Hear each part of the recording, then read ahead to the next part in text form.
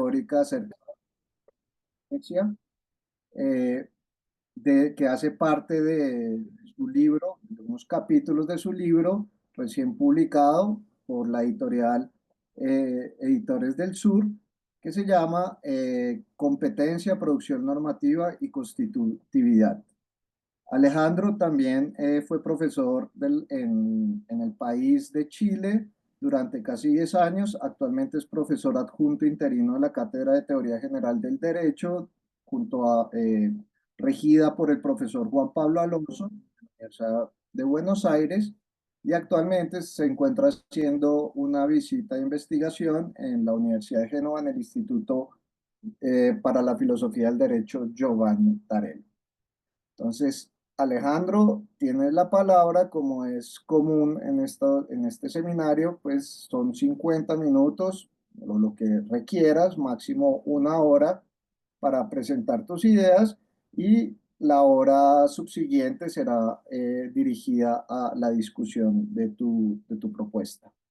Entonces, te escuchamos, Alejandro, y muchísimas gracias por haber aceptado esta invitación. Hola, Muno. Muchas gracias, Diego, por la invitación. Primero principal, quería saber si se escucha bien. ¿Se ¿Sí? escucha bien? Perfecto. Ok.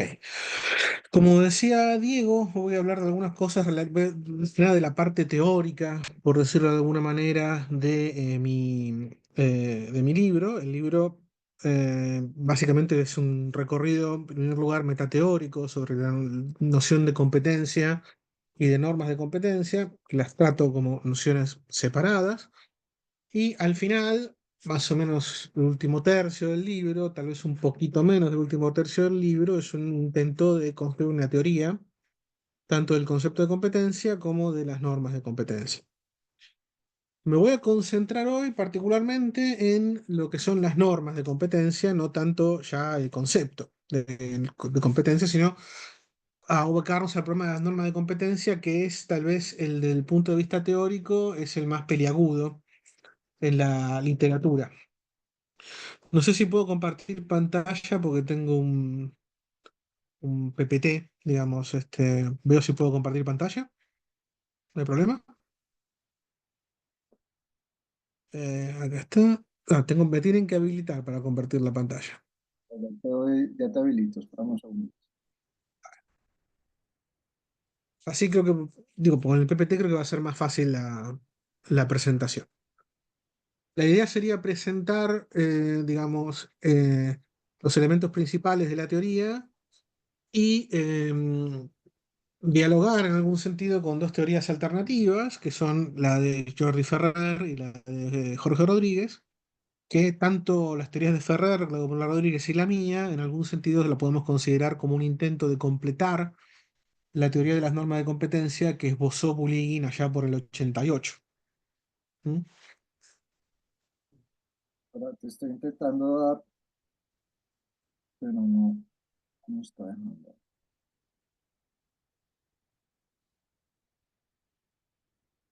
Si te mando la request, capaz que es más fácil, ahí te la mandé.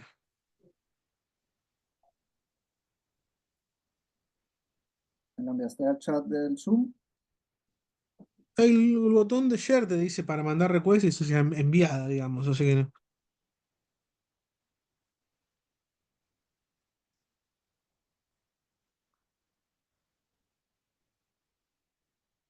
Si no, poneme como co-host, tal vez eso funcione. También me está dando la opción de darte co-host. Mm. A ver,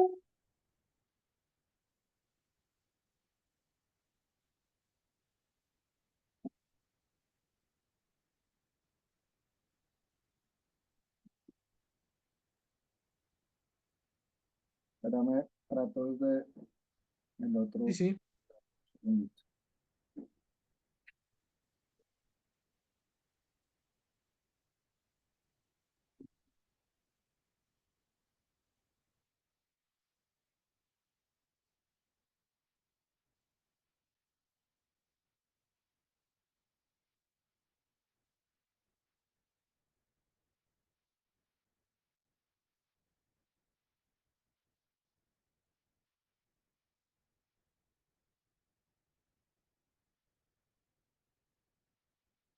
Ahí ya puedo compartir. Ok, comparto nomás.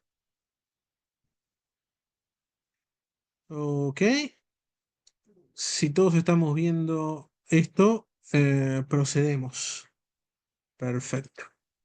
En primer lugar, ¿por qué ocuparnos del concepto de competencia y de las normas de competencia? ¿Qué sentido tendría, digamos, preocuparnos de esto, hacer una investigación sobre este tema? Bueno, básicamente porque en la literatura podemos encontrar en Kelsen, en otros autores, incluso por la importancia que le da Hart al tema cuando habla de las reglas secundarias, que el fenómeno de la competencia, de la producción normativa, a secas, que esto incluye lo que los anglosajones llaman las Power Conferring Norms, parece ser uno de los rasgos distintivos de aquello que llamamos derecho o sistema jurídico, y lo cual es aceptado casi pacíficamente, diría. Y a pesar de este hecho, no tenemos una reconstrucción o una explicación teórica satisfactoria de qué son las normas de competencia. Con lo cual quiere decir que tenemos uno de los rasgos distintivos de los sistemas jurídicos, el cual carece de una explicación medianamente satisfactoria. ¿Mm? Y esto creo que porque reconstruir el fenómeno de la competencia, el fenómeno de las normas de competencia, es algo bastante complicado, al menos cuando uno revisa la literatura. Y esto se debe a que, en otras cosas, a que tenemos una multiplicidad de enfoques distintos a la hora de reconstruir las distintas teorías sobre la competencia, sobre las normas de competencia. Voy a decir competencia y normas de competencia en esta presentación, casi como si fueran sinónimos las dos cosas, para simplificar un poco. Eh, y estos enfoques podemos agruparlos, si queremos, en dos grandes conjuntos. El primer conjunto de lo que yo llamo las tesis o los teóricos unitarios, son aquellos que sostienen que las normas de competencia son de un único tipo. ¿Mm? O sea que las normas de competencia tienen una única estructura canónica.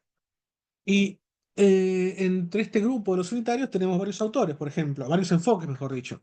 Tenemos la idea de las normas de competencia como obligaciones indirectas, es decir, la norma que autoriza, pongamos por caso, al Congreso argentino para dictar leyes, en realidad lo que hace es obligarnos a nosotros a cumplir con lo que diga el Congreso. En realidad es una obligación presentada de manera indirecta. Quienes sostienen estas teorías son Kelsen, originariamente, el Ross sobre el derecho y la justicia, del año 53, son todos grandes exponentes de esta corriente. Después tenemos la corriente que sostiene que las normas de competencia son normas permisivas, digamos, normas que permiten a un sujeto hacer algo o que lo autorizan, y esta autorización se lee en clave de permisión por lo general. Que acá tenemos a von Wright, que von Wright, si bien no es un jurista, es un filósofo de la lógica, él desarrolla un concepto en Normative Systems llamado normas, perdón, en Norman Action, no Normative Systems, llamado normas de orden superior, donde básicamente habla de las normas que se refieren a otras normas y actos normativos, actos de creación de normas, y él los ve como permisiones. Alchorn y Buligin en el 71, Normative Systems, siguiendo muy de cerca a von Wright, ellos consideran que las normas de competencia son un tipo especial de permisión, que a la vez, que no solamente permiten, sino que también son constitutivas de la autoridad de un sujeto normativo. Y tenemos también a Herbert Hart para algunos autores, porque Hart es un autor complicado, es difícil a veces entender a qué está haciendo referencia, porque es bastante ambiguo y bastante ambiguo en la presentación de su enfoque sobre las reglas secundarias, y hay quien piensa, hay quien reconstruye, por ejemplo, Hacker, que las normas secundarias en Hart, la norma de cambio de adjudicación, son permisiones, y hay otros que las consideran como reglas conceptuales. Y en el enfoque de las reglas conceptuales tenemos al Ross del año 68, al Ross Directives and Norms, a Buligin de su artículo del 88 sobre las normas de competencia, a Jordi Ferrer en el año 2000, Jorge Rodríguez recientemente con la teoría analítica del derecho. Bueno, el caso de Hart ya lo he mencionado. Y después tenemos los enfoques no unitarios. Los no unitarios sostienen que hay una pluralidad de normas de competencia. Las normas de competencia no son de un único tipo, sino que son de varios tipos. Y ahí tenemos, bueno, a Ricardo Guastini y, bueno, a mí mismo que me introduzco dentro de la familia de los no unitarios. Una pequeña mención antes de seguir con el caso de Jordi Ferrer. Jordi Ferrer tiene una teoría bastante particular en este sentido, en la cual, eh, hablándolo con él no estaba totalmente de acuerdo con mi caracterización de su teoría como unitaria, pero cuando uno va al libro de Jordi, Las normas de competencia, un aspecto de la dinámica jurídica, es un libro del año 2000, un libro realmente excelente, uno encuentra que Jordi Ferrer describe su propio enfoque como un enfoque unitario especial o particular. Ya vamos a ver lo que tiene que decir esto, ¿no? Jordi Ferrer no es el típico unitario, es una suerte de de unitarismo débil, el de Jordi Ferrer.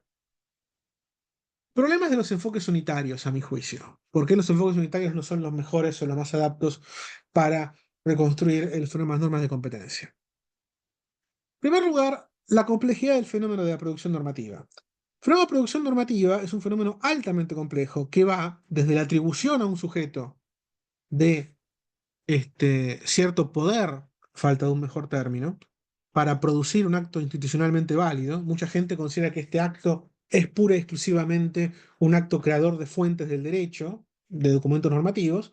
Yo no estoy tan seguro que sea así, pero bueno, es un fenómeno complejo que va desde la atribución de este poder hasta la regulación del ejercicio del poder en cuestión para producir el acto determinado. Con lo cual, es un fenómeno el de la competencia que incluye varias etapas y momentos distintos y varios momentos normativos que hay que dar cuenta. Y eso implica que la reconstrucción no es de nada sencilla. Segundo, el reduccionismo explicativo, que es la tesis o la metodología empleada por la mayor parte de los autores, cuando, sobre todo los unitarios, que buscan reducir el fenómeno de la competencia a un único tipo de estándar normativo, es una metodología que no puede dar cuenta de toda esta complejidad. Los distintos enfoques reduccionistas solo pueden dar cuenta de algunos aspectos del fenómeno de la competencia, pero no de todos los aspectos. Esto va a quedar más claro a medida que vayamos avanzando con con la exposición.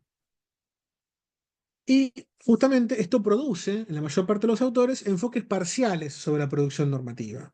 En algunos casos son algunos enfoques que explican bien o explican de manera relativamente aceptable todo lo relativo a la atribución de competencia, pero no explican de manera aceptable las cuestiones relativas a el ejercicio de la misma o cómo se hay que analizar el ejercicio.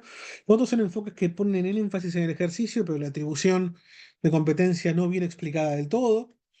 Y algunos enfoques que ni siquiera se ocupan de las normas, que son puramente conceptuales, como el de Torben Spack, que no llegan ni siquiera a explicar bien ni la atribución ni el ejercicio, pero sí explican bien qué significa ser competente.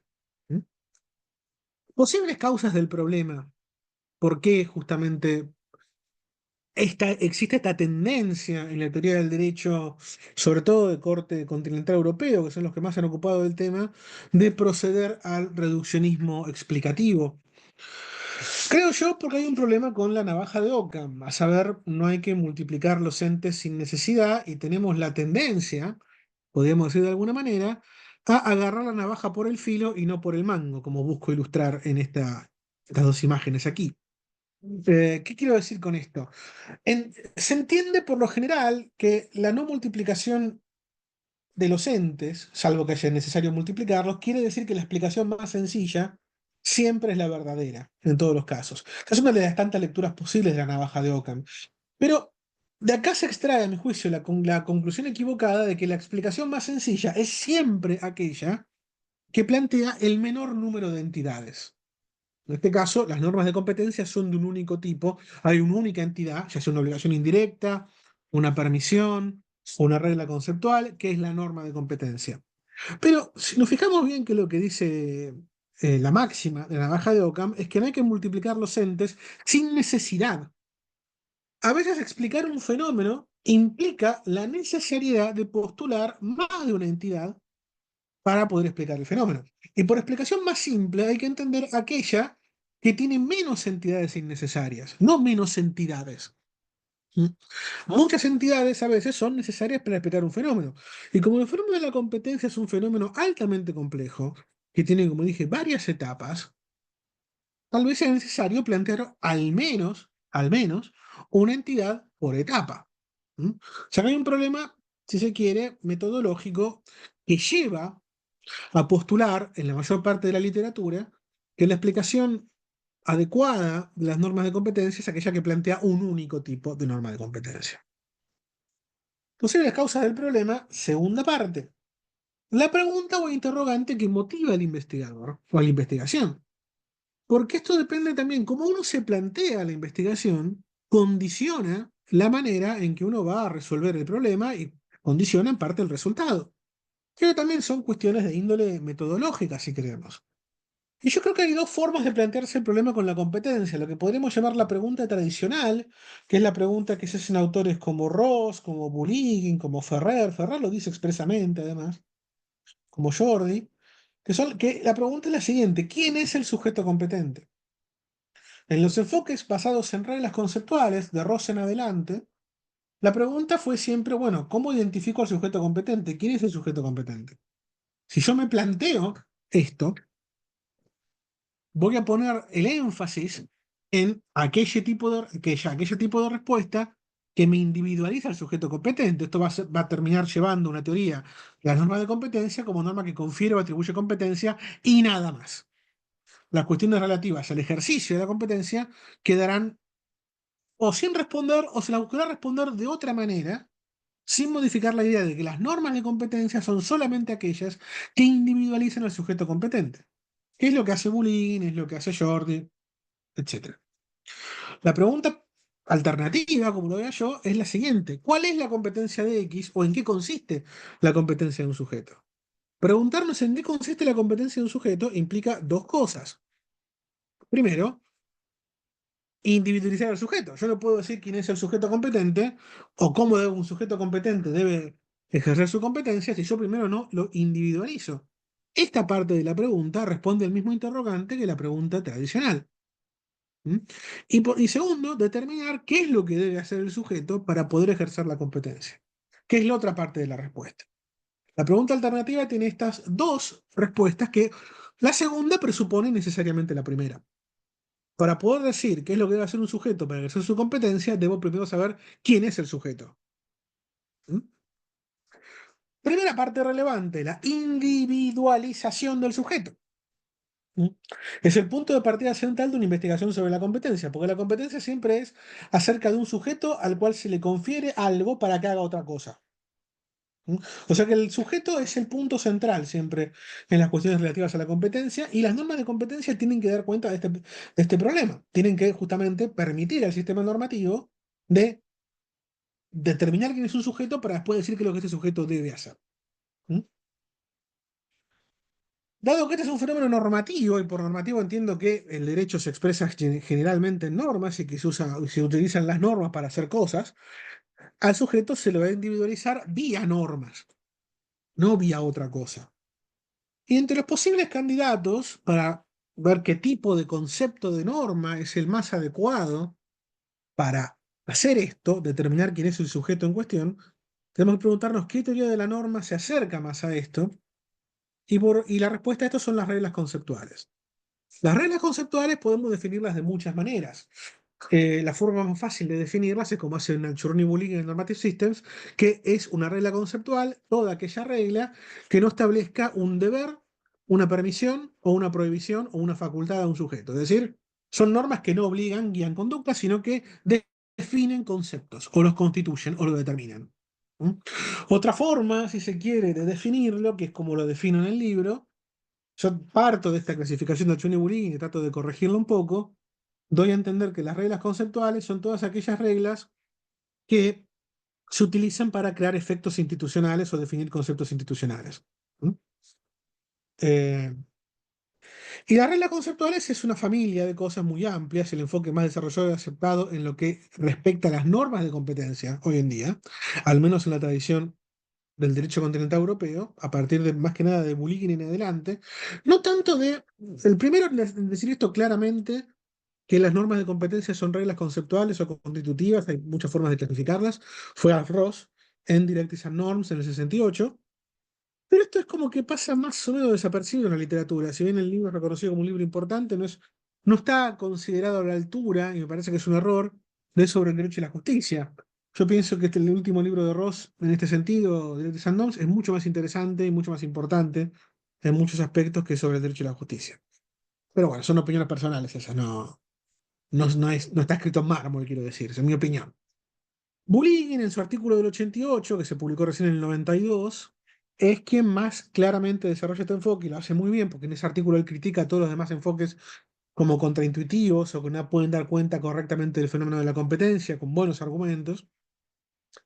Y es el enfoque central más aceptado, que es el que, del que parten Jordi, Ferrer, Jorge Rodríguez, y del que parto yo en un sentido. El resto de las teorías presupone algo como una regla conceptual previa, básicamente. Hay varios tipos de reglas conceptuales. Las constitutivas, hay varios conceptos de reglas constitutivas, está el de Serre, el de Comte, el de Carcaterra. Yo trato de usar algo a medio camino entre Comte y Carcaterra, no tanto Serre. Y las reglas determinativas según von Wright, hay gente que trata este todo tipo de reglas como si fueran exactamente lo mismo. Yo creo que exactamente no lo son, pero bueno, no es el tema puntualmente de la discusión, así que voy a dejar esto así como interrogante si se quiere. Y la versión actual de la tesis, como dije, es aquella iniciada por Bullinger en el 88, y los desarrollos posteriores, que son el de Jordi Ferrer, que sostiene que las normas de competencia son normas no ético-constitutivas, en el sentido de Comte, y Jorge Rodríguez, que sostiene que son normas determinativas en el sentido de von Wright. Yo a esto lo llamo respectivamente, estos dos intentos de solución de completar, de cerrar la teoría iniciada por Bullinger, la solución europea por un lado y la solución argentina por el otro. La solución europea consiste en, bueno, vamos a buscar alguna teoría de apoyo para cerrar el círculo, y por lo general vamos a buscar en la filosofía, digamos, del derecho general en sentido amplio, que es lo que hace Jordi, él se decanta por Conte, y la solución argentina es buscar dentro de, si se quiere, los clásicos, los clásicos teóricos utilizados por la Escuela Analítica de Buenos Aires, y el principal de estos clásicos es von Wright. En este caso, si hay que hablar de normas y falta algo para hacer la teoría, vamos a ver si encontramos algo en von Wright que nos permita cerrar esto. Porque Jorge lo que hace en su libro del 2021, él rechaza fuertemente la noción de regla constitutiva en el sentido de Searle, la descarta por incoherente, y para cerrar este problema, él acude a von Wright y encuentra las reglas determinativas ahí. Esto es algo que un poco a Jorge le hemos criticado con Julieta Rábanos en un artículo de 2022 comentando el libro, pero hablaremos de esto al final. Un pequeño paréntesis, lo que llamamos con Julieta Rábanos Optimus Conte. Conte tiene una categorización de 6 tipos de reglas constitutivas, todas con una terminología un tanto, para decirlo de alguna manera, terrorífica. ¿Qué son estas que se encuentran aquí? Este cuadro justamente del artículo que hicimos con Julieta en 2022. La primera columna son las reglas constitutivas en Conte. Esto lo hago porque voy a utilizar esto más adelante. Y como podemos ver en la columna 2 y en la columna, perdón, en la columna 2 y en la columna 3, las reglas constitutivas en Conte se dividen, primero, son reglas que establecen condiciones de algo. Y se dividen en 2 conjuntos, podríamos decir. El conjunto de aquellas reglas constitutivas cuya existencia, la mera existencia de la regla, es condición de alguna cosa. Y el conjunto de la regla constitutiva que fija de manera directa una condición. Esto es condición de otra cosa, dice la regla. Y las condiciones, como sabemos, pueden ser de 3 tipos: necesarias, suficientes y necesarias suficientes. Vemos que el primer conjunto está compuesto por las reglas ético-constitutivas, ético-constitutivas, no ético-constitutivas. El segundo por las anancástico-constitutivas, las metático-constitutivas y las no constitutivas. No les voy a pedir que recuerden esto, porque casi nadie recuerda esto. Con excepción de Conte, los discípulos de Conte, particularmente Corrado Roversi en Bolonia, la gente a veces se confunde estos conceptos porque, como pueden ver, los nombres que Conte les da son un poco atemorizantes. Bueno, pero como esto se basa en 2 conjuntos, un conjunto de existencia es condición y otro, la norma fija la condición, bueno, entonces podemos nombrar estos 2 conjuntos de manera muy sencilla. El primer conjunto es el conjunto A, el segundo conjunto es el conjunto B. El conjunto A es el conjunto de todas las reglas constitutivas cuya existencia es condición de algo, y el conjunto B es el conjunto de todas las reglas constitutivas que establecen expresamente condiciones. Y como son 3 condiciones, el primer conjunto está compuesto por las reglas A1, A2, A3, y el segundo conjunto está compuesto por la regla B1, B2, B3. 1 siendo condición necesaria, 2 suficiente, 3 necesaria y suficiente. De esta manera simplificamos, limpiamos los establos de augias terminológicos de Conte y tenemos una presentación más clara, porque así queda bien visto que estamos hablando de dos conjuntos distintos de reglas constitutivas y qué tipo de condición establece o expresa cada una. A partir de ahora vamos a utilizar esta terminología optimizada, ¿m? Para hablar sobre todo de las normas atributivas de competencia. Las normas atributivas de competencia es el punto de partida de Bullying y es donde justamente se centran Ferrer y Rodríguez en sus teorías. Son esas normas que determinan o constituyen, esto lo digo así deliberadamente, para jugar tanto con la idea de regla constitutiva como de regla determinativa, al sujeto competente. O sea, que esta determinación o constitución es la forma en que se individualiza un sujeto competente en el marco de un sistema normativo. Y estas normas son el inicio de una cadena que determina la competencia del sujeto en cuestión. ¿Mm? Este tipo de norma es la primera condición necesaria de la competencia de un sujeto. Si entendemos que hay que dar cuenta del fenómeno de la competencia no es meramente atribución de competencia, esto quiere decir que hay más tipos de normas de competencia, la norma de competencia en cuestión no puede ser condición necesaria y suficiente, o meramente suficiente a la competencia, sino que es una condición necesaria entre tantas, pero es, si se quiere, la primera condición necesaria. Es con lo cual comienza la determinación, la constitución del sujeto competente. Las normas que determinan qué es lo que debe hacer X para poder ejercer su competencia, son las normas que vienen después, son normas que presuponen la existencia de esta norma que individualiza al sujeto. De vuelta, si yo tengo que decir, el juez es competente para dictar sentencias en lo penal, por decir algo, para poder decir esto, antes tengo que tener idea de quién es el juez en lo penal. Si no, no lo puedo decir y que tenga sentido. Dado que esta norma es la primera condición necesaria de la competencia de un sujeto, esta norma será una norma de tipo A1. Lo voy a tratar de mantener simple, no voy a usar ningún tipo de formalización. Hay algunas formalizaciones en el libro de qué estructura tendría esta regla de competencia, pero no me quiero meter con eso acá. Segunda parte. Vamos a ver qué dice Ferrer. En Ferrer las normas de competencia son normas atributivas de tipo A3, es decir, que la existencia de la norma es condición necesaria y suficiente de la competencia de un sujeto. La pregunta es ¿por qué Ferrer dice esto? Bueno, la discusión de A1 versus A3 depende del punto de partida de cada uno. El punto de partida de Jordi Ferrer es la pregunta tradicional: ¿quién es el sujeto competente? Y el mío es la pregunta alternativa. Y como ya mencioné, esto condiciona la respuesta que vamos a dar en algún sentido. Si Jordi quiere mantenerse dentro de un enfoque unitario, a pesar de ser un enfoque unitario especial, claro, obviamente va a considerar que las normas de competencia, como considera Bullying, son normas que definen o determinan al sujeto competente. Y nada más, porque esa es su pregunta. ¿Quién es el sujeto competente? Le interesa saber esto. A mí también me interesa, pero me interesa también saber otras cosas. Y en este sentido, que en un sentido tradicional, las normas de competencia son normas que confieren poderes, que confieren meramente competencia, y como no hay, y como otra cosa, por definición, no es una norma de competencia, entonces la norma que confiere la competencia a un sujeto es necesariamente una norma cuya existencia es condición necesaria y suficiente de la competencia del sujeto. Porque lo demás, lo que habla del ejercicio de la competencia, si bien es importante, no es en sentido estricto una norma de competencia para este tipo de enfoque. Cambia un enfoque que dice, no, la competencia es algo que no se limita meramente a la atribución de competencia, necesariamente va a sostener que la norma que establece competencia es una condición necesaria de la competencia, pero no son todas las condiciones necesarias y suficientes de la competencia. Es una condición, es importante, pero es una entre tantas posibles. Y esto no es que yo tengo razón o Jordi tiene razón y el otro está equivocado, sino que los puntos de partida son diferentes. Pretendemos explicar cosas distintas. ¿Mm? Y cada uno deberá decidir qué enfoque le sirve más para lo que uno quiere hacer.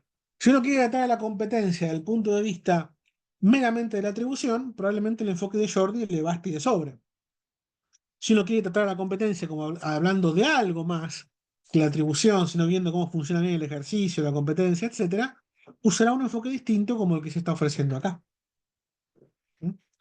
En cambio, Rodríguez, como dijimos, tiene la solución argentina, que es ir a ver qué es lo que dice von Wright.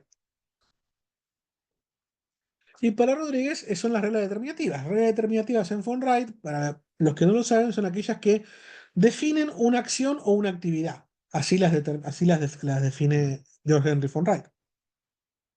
Y dependiendo de cómo uno quiera leer esta idea de definir una actividad o una acción, uno podría considerar que las normas determinativas en von Wright pueden ser compatibles tanto con las reglas A1 o A3 respectivamente. En este sentido, el enfoque de Jorge, dependiendo de cómo se lo lea, podría ser compatible con mi enfoque o con el enfoque de Jordi. ¿Por qué digo esto?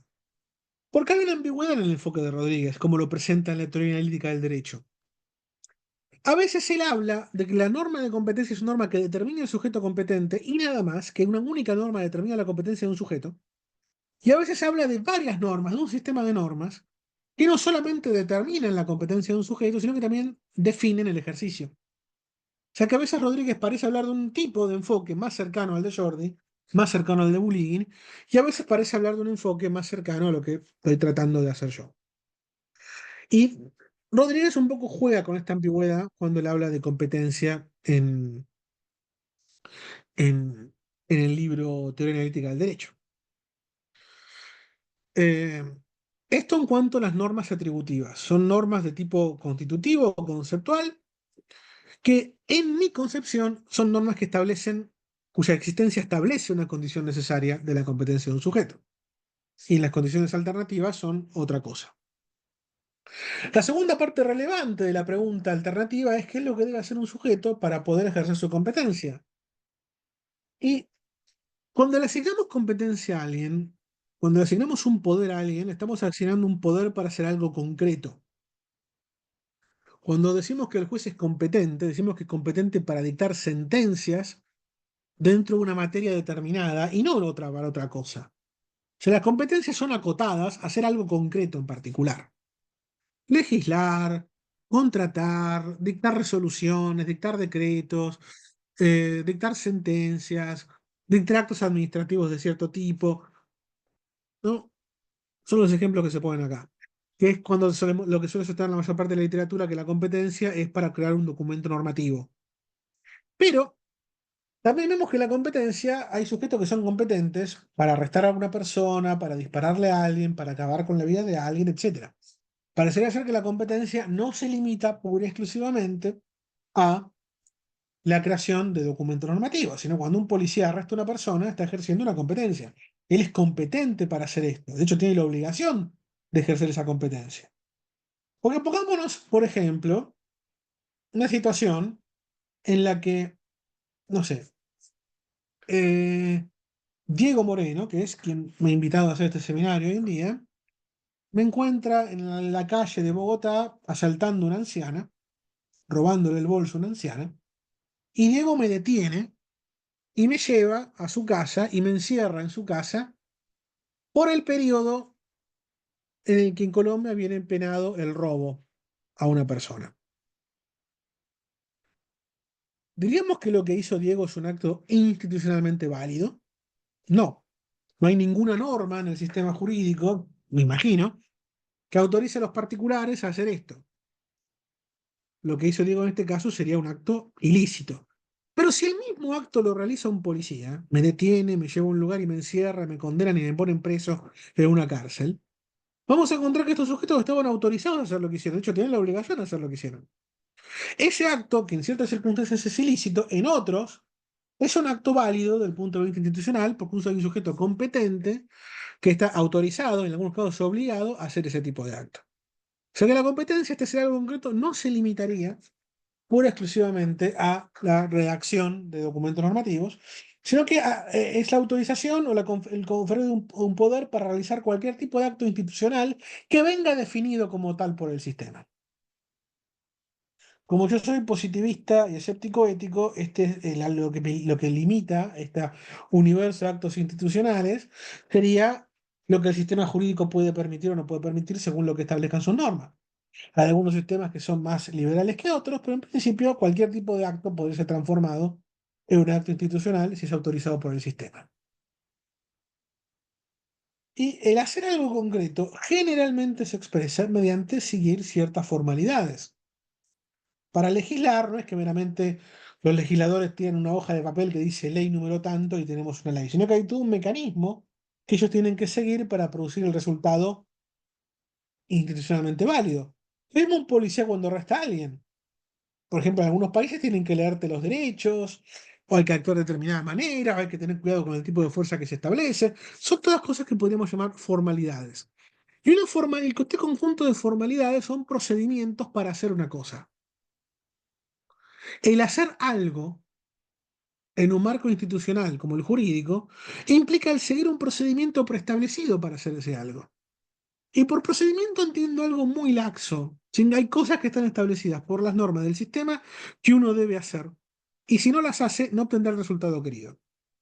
Uno podría decir, bueno, pero los contratos, por ejemplo, los contratos no implican seguir formalidades.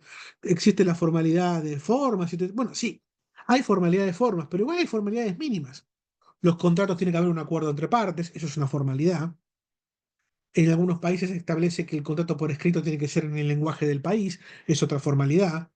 Después, si queremos hacerlo con tinta negra, azul, roja, es irrelevante, pero hay siempre un concepto mínimo de formalidad que hay que seguir, incluso para los actos más libres de formalidades. No hay un acto que no carezca de una formalidad, aunque sea mínima. ¿Mm? Esto lleva a hablar de que las normas de procedimiento son aquellas que regulan el ejercicio de la competencia. El ejercicio de la competencia es lo mismo que ejercer un procedimiento, que cumplir con un procedimiento. Básicamente es eso. Y por normas de procedimiento podemos concebir, al menos yo puedo concebir, dos tipos de normas de procedimiento distintas. Lo que llamo normas de procedimiento en sentido estricto, que son aquellas que determinan o establecen el procedimiento a seguir, y las normas sobre el procedimiento. Las normas sobre el procedimiento son aquellas que determinan si un procedimiento es opcional o no para el agente competente. Y esto es algo que en algunas personas pueden considerar contraintuitivas, al menos desde un punto de vista conceptual. Hablar de un procedimiento obligatorio o una competencia obligatoria suena raro, pero vamos a ver que los sistemas normativos, de hecho, esto lo regulan sin ningún problema.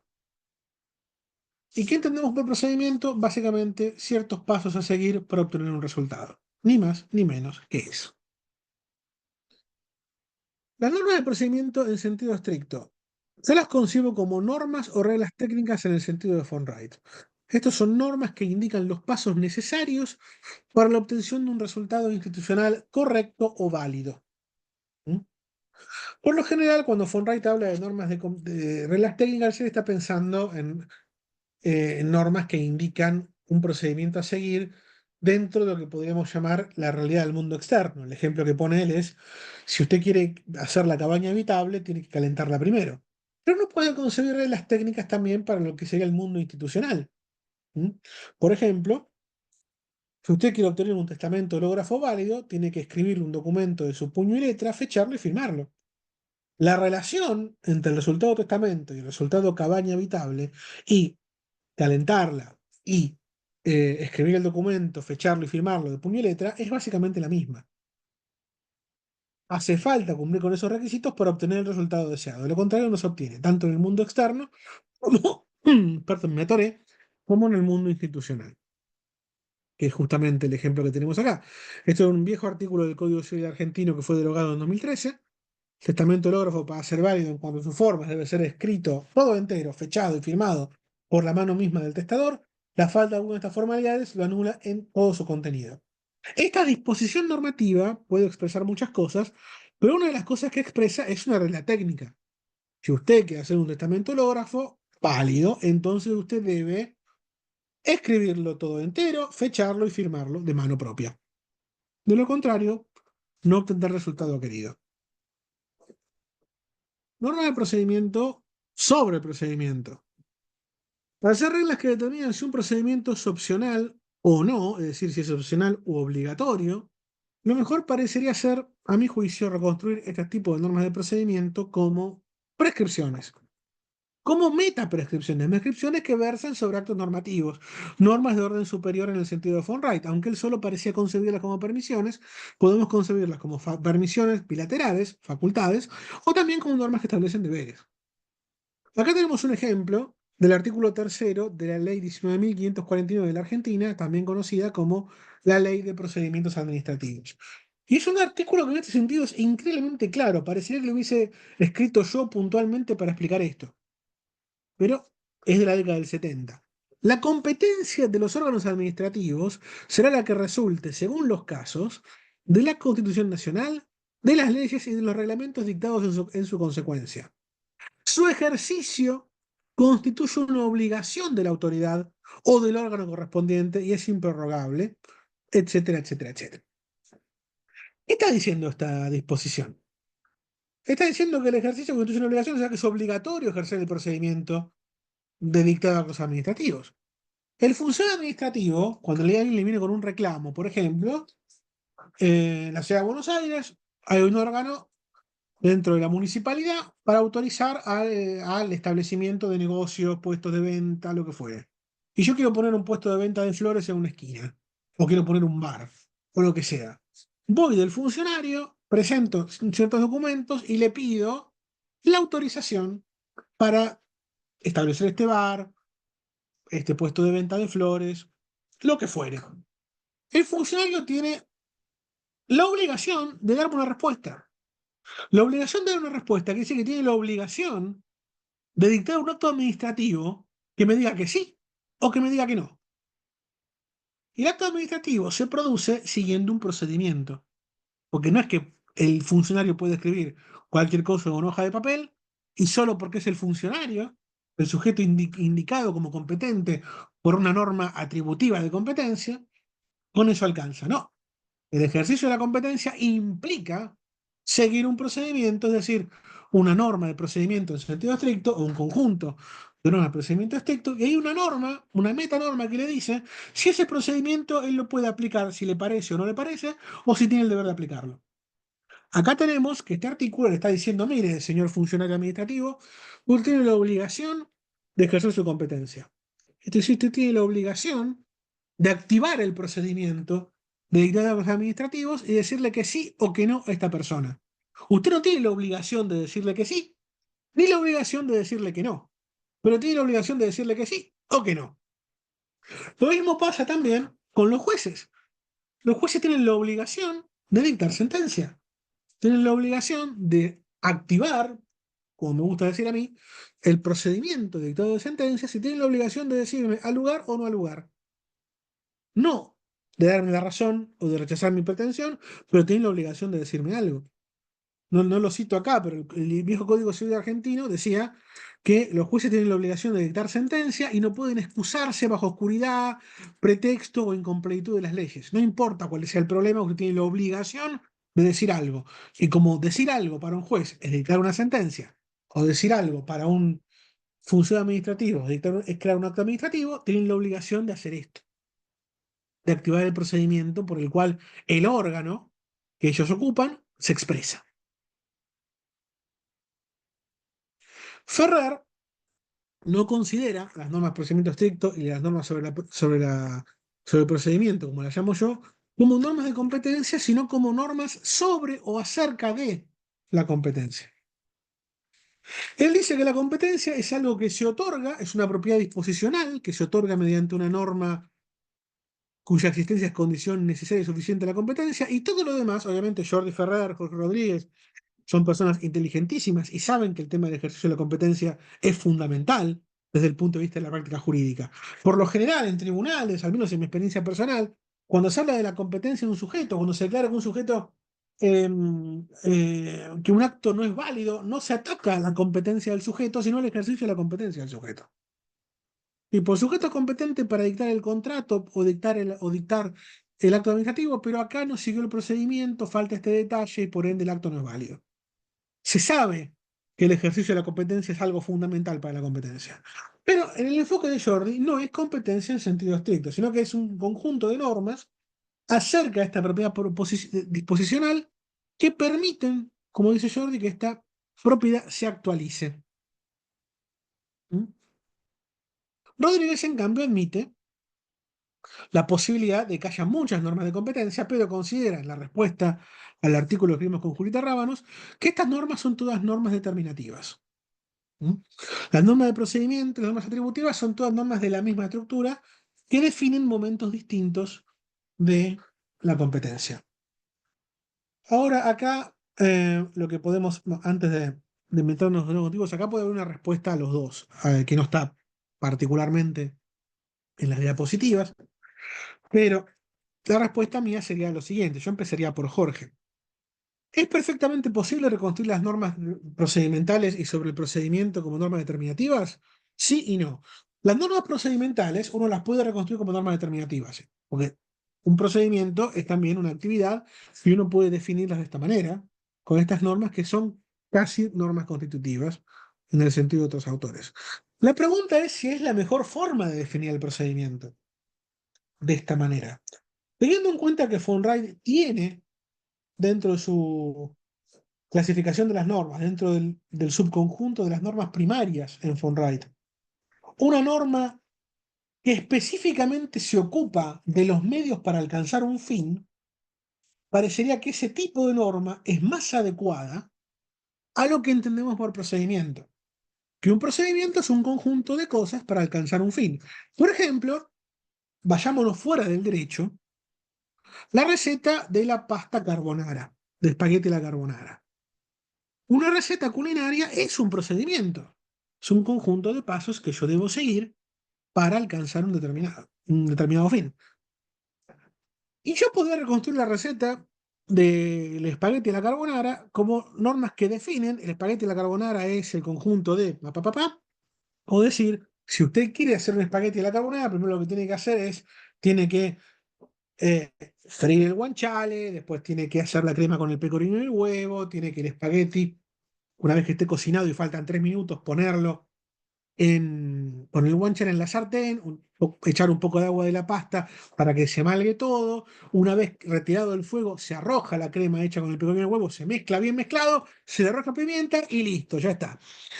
Parecería ser que el concepto de regla técnica se ajusta más a esta experiencia, la experiencia de producir una pasta, la experiencia de dictar un testamento, la experiencia de calentar la cabaña, que la regla determinativa. Porque lo de recalentar la cabaña también podría definirse como regla determinativa, pero por algo von Wright considera que hay un tipo de regla que se ajusta mejor a esto, la regla técnica. Esto es lo que yo le diría a Rodríguez. No es que no se puede, sino que hay formas mejores. El tema es las normas sobre las normas de procedimiento, que son normas que dicen este procedimiento es obligatorio o este procedimiento es facultativo. Es así, yo no las puedo reconstruir como normas determinativas, porque son prescripciones. Son claras prescripciones en el sentido de von Wright. Ahora, Jordi da varios argumentos de por qué no considera que estas normas de procedimiento son normas de competencia, da varios argumentos, algunos son más atendibles que otros. Eh, Él, por ejemplo, dice, por ejemplo, que las normas procedimentales son innumerables, en muchos casos es difícil tener un quórum de ellas. Este, En cambio, las normas que atribuye competencia son una o dos normas, es más fácil individualizarlas. Bueno, el problema de la individualización, que son muchas normas de procedimiento versus la otra, es un problema, si se quiere, de legislación.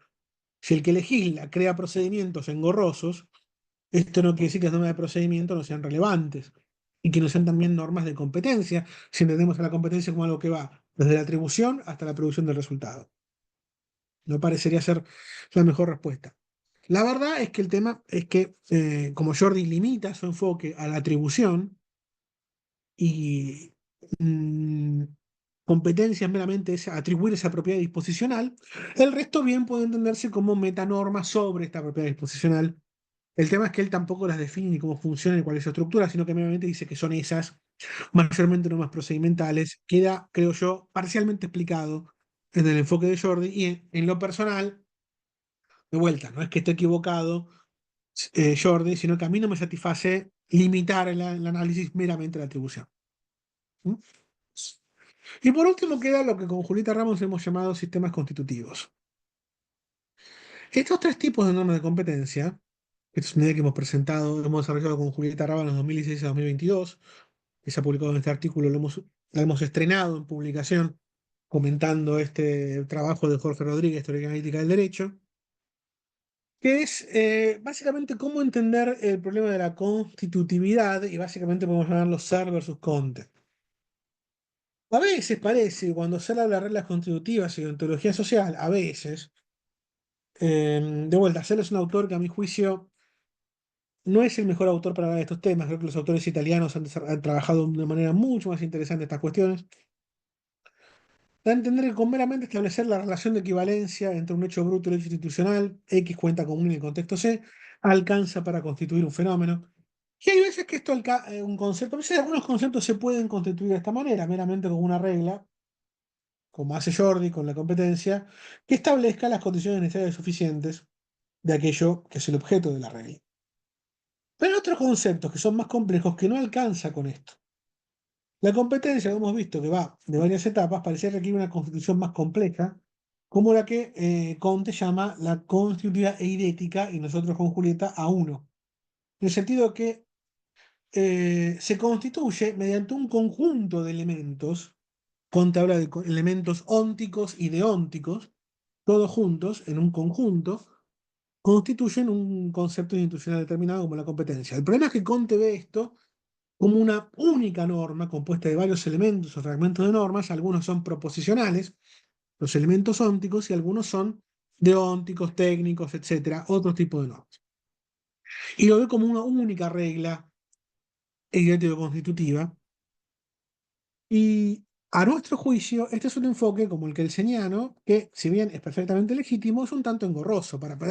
Es casi imposible de formalizarlo de manera completa.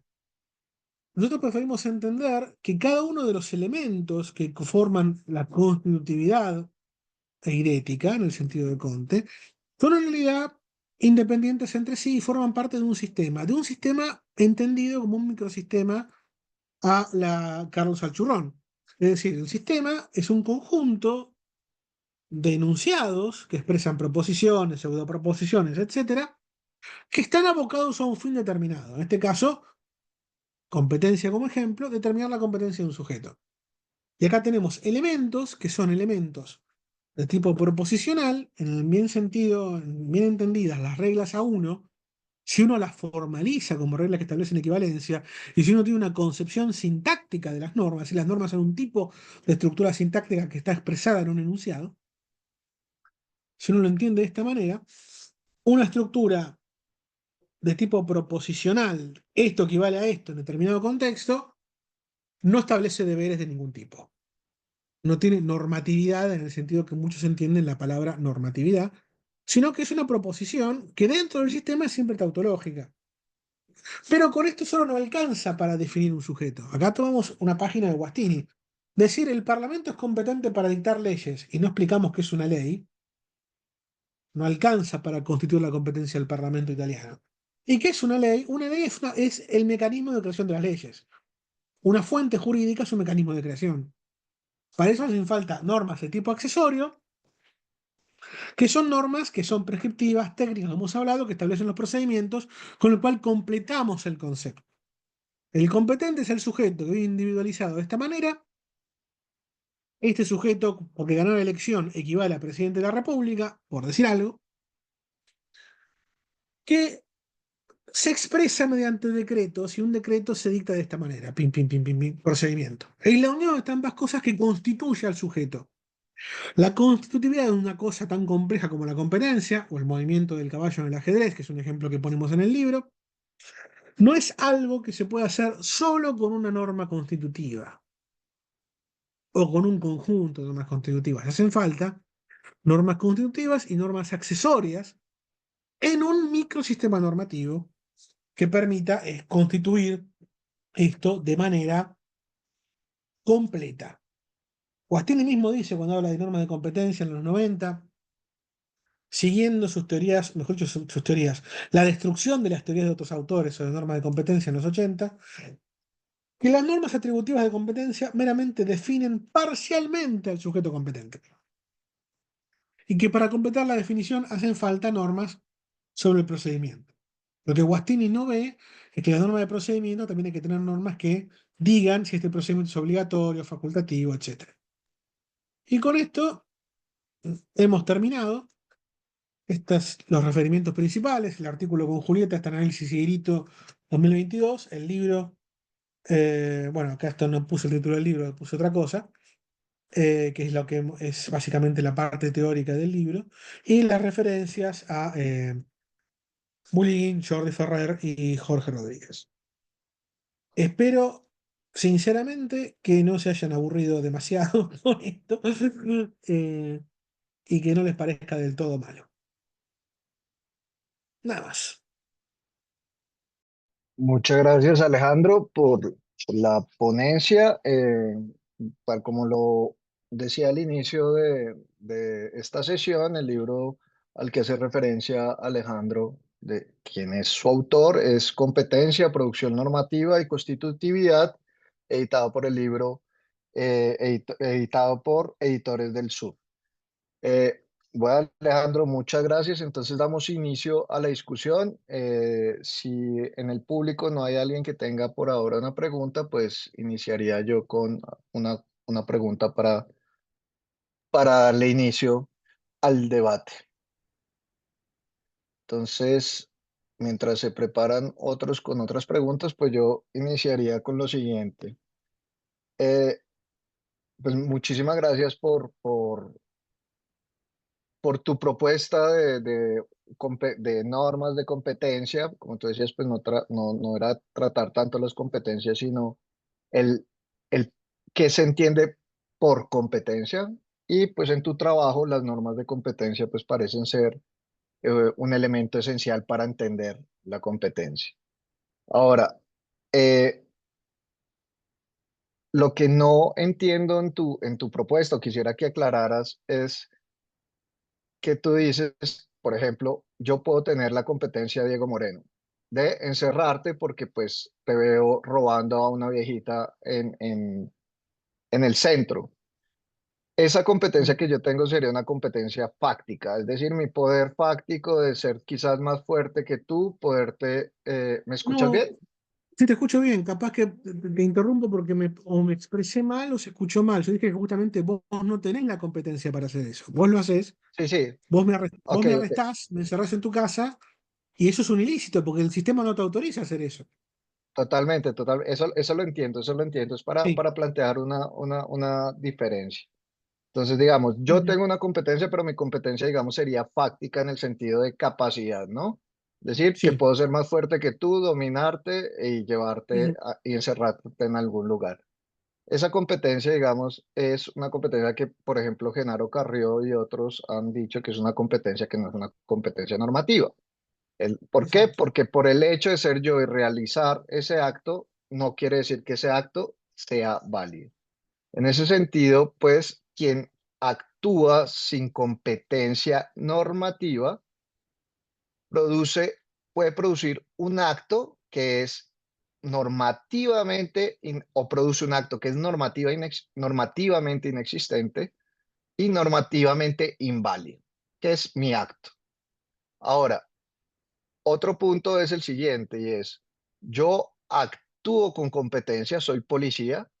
No obstante, al hacerlo, lo hago mediante un procedimiento que no sigue las reglas procedimentales o accesorias, de tal manera que yo siendo policía, mi acto, y eso es algo, y ahí va mi pregunta, mi acto puedo decir que es existente, pero inválido, ¿sí? En ese sentido, ¿eso qué implica? Pues implica una distinción entre la la norma de competencia como dos aspectos, que son la regla de competencia como constitutiva de un poder y la regla procedimental que está atada a una idea de regla técnica en von Reed. O también que no veo mucho la diferencia en von Reed, pues por lo menos como la plantea Jorge Rodríguez, entre norma, regla técnica y reglas determinantes o determinativas. En el sentido que ¿cuál es mi punto? Tú, en tu libro, en el texto, por lo menos no encuentro una distinción entre la existencia del acto y la invalidez del acto. Si yo, Diego Moreno, no soy policía y te encierro, mi acto es inexistente e inválido. Pero si soy policía y no Ujú. sigo los procedimientos debidos, mi acto es existente, pero inválido. Sí. Entonces, en ese sentido, también quisiera ya, pues primero el punto de la distinción entre existencia y validez, tú cómo lo tratas. Y segundo, si la distinción entre, si podemos decir, por ejemplo, que una norma normativa, ¿qué piensas tú o de lo que te entendí también de los apartados de tu libro? Podemos hablar de una norma de competencia que tiene dos dimensiones. Una dimensión de regla técnica, que es una norma, por decirlo así, que, eh, que tiene una dimensión anancástica, proposicional, de contenido proposicional anancástico, que relaciona un medio, una situación, un estado de cosas en la que se encuentra un sujeto y, y quién es quien realiza el acto objeto de examen, si es ejercido o no con competencia. Es decir, relaciona un medio con un fin, con un acto que se produce. Pero al mismo tiempo, según entiendo, tú también admites que es una norma que tiene una dimensión constitutiva, que en tu caso dices que es más cercano a una prescripción, a un contenido prescriptivo, que es una norma que constituye en Ujú. sí que crea, constituye la relación medio-fin. Es decir, no es que constituye el poder que usted tiene, pero al mismo tiempo estoy constituyendo una relación medio afín. Es decir, que tú criticas la posición de SPAC, pero va un poco a eso, la relación de un Ujú. medio afín de cómo realizar los actos y a la vez que tiene un contenido anancástico, en el sentido anancástico de que cuando hablamos de anancástico, las reglas técnicas pues tienen una validación empírica, en el sentido que si usted hace esto, podemos verificar que va a obtener el resultado. En el caso de las reglas, de las normas o hechos institucionales, por decirlo así, la dimensión anancástica que podemos comprobar ya no sería en términos de verdad o falsedad o de instrumentalmente obtenible una situación que podemos observar en el mundo, sino que es una proposición anancástica cuya verificación implica que usted, si sigue estos procedimientos o reglas regulativas que permiten, obligan o facultan, de cierta manera, realizar ciertos actos, usted va a realizar un acto jurídico válido, existente y válido. En ese sentido, ¿tú admites, entiendo, esas dos dimensiones o no? Y si me puedes aclarar Em, cuál es esa sí. dimensión del carácter prescriptivo que no, que no complacería, digamos, precisamente estas Ujú. dos dimensiones. Son un montón de cosas, voy por partes, digamos. Empecemos por la primera parte. Yo en la introducción del volumen, no lo menciono acá porque es una cuestión de hablar solo de las normas de competencia, y eh, como una, digamos, presentación básica de los tres tipos de normas. Hago una distinción en lo que yo llamo competencia como capacidad y competencia como poder.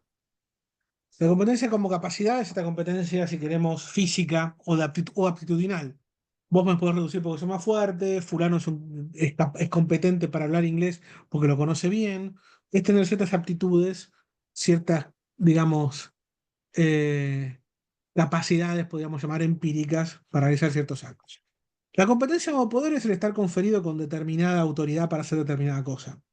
Y son dos tipos de competencias claramente distintas. La competencia que me interesa a mí desde el punto de vista jurídico, o lo que yo digo es que la competencia jurídica es un subtipo de competencia como poder. ¿Mm? Entonces, en este caso, en el caso de que vos me detenés, hay una competencia como capacidad tuya por sobre la mía, pero sos incompetente como poder, digamos, no tenés el poder para hacer eso. Desde el punto de vista del derecho, lo que importa es la competencia como poder, después el resto no, porque lo que importa es que fulano es designado competente como juez para saber si es competente y no si es un buen o un mal juez. Eso es una cuestión aparte. Pues veremos qué hacemos con eso. Pero desde el punto de vista puramente de las normas de competencia, lo que me importa es la competencia como poder. Eso por un lado, para hacer esa distinción, esa distinción, aclarar un poco ese punto. El policía, el guardia cárcel, tiene competencia como poder para meterme preso, digo así simplificando, que vos no tenés y por ese acto Si vos mantenés en tu casa, estás cometiendo un ilícito porque hay una norma que prohíbe que vos hagas eso. Que en otro caso el sujeto está autorizado. Ahora, en lo otro, vos hablas de la forma que lo dijiste, la norma de competencia con una dimensión técnica, etcétera. Yo no sé si se entendió bien el punto acá. Yo no hablo de dimensiones de las normas de competencia, sino que hablo de distintos tipos de normas de competencia que uno puede extraer de la interpretación de las disposiciones jurídicas. Si yo tomo la disposición del testamento, que la voy a leer de nuevo, el testamento hológrafo, para ser válido en cuanto a sus formas, debe ser escrito todo entero, fechado y firmado por la mano misma del testador. La falta de alguna de estas formalidades lo anula en todo su contenido. Un error muy común cuando se habla de interpretación jurídica es pensar que una disposición equivale a una norma. ¿Mm? Y si uno sostiene, como sostengo yo de Johnny Willy, una concepción sintáctica de las normas son tipos de estructuras, uno podría decir que esta disposición se la puede interpretar o se la puede utilizar para extraer o atribuir varios tipos de estructuras distintas. Cada una sigue una norma distinta que se extrae de esta disposición y que en este caso no serían incompatibles entre sí, porque yo puedo tomar la disposición esta y decir, bueno, esta disposición expresa, entre otras cosas, una regla constitutiva que define el concepto de testamento hológrafo. Testamento hológrafo es equivalente a el conjunto de documento escrito todo entero en conjunción con fechado, en conjunción con firmado. Y también defino de esta manera, constitutivamente, otra norma constitutiva que define al testador. Testador equivale a aquel que hace un testamento hológrafo. O sea, esta segunda regla constitutiva presupone la primera. Y además, de acá puedo extraer una norma de procedimiento en el sentido técnico. Que usted quiere un testamento, entonces debe en sentido técnico, no teóntico, debe producir un documento escrito de puño y letra, fechado y firmado por usted. Esta norma de procedimiento presupone la norma que define lo que es un testamento. Estas tres normas, faltaría la cuarta acá, pero no me voy a meter con eso, que es la que decide que es facultativo hacer esto.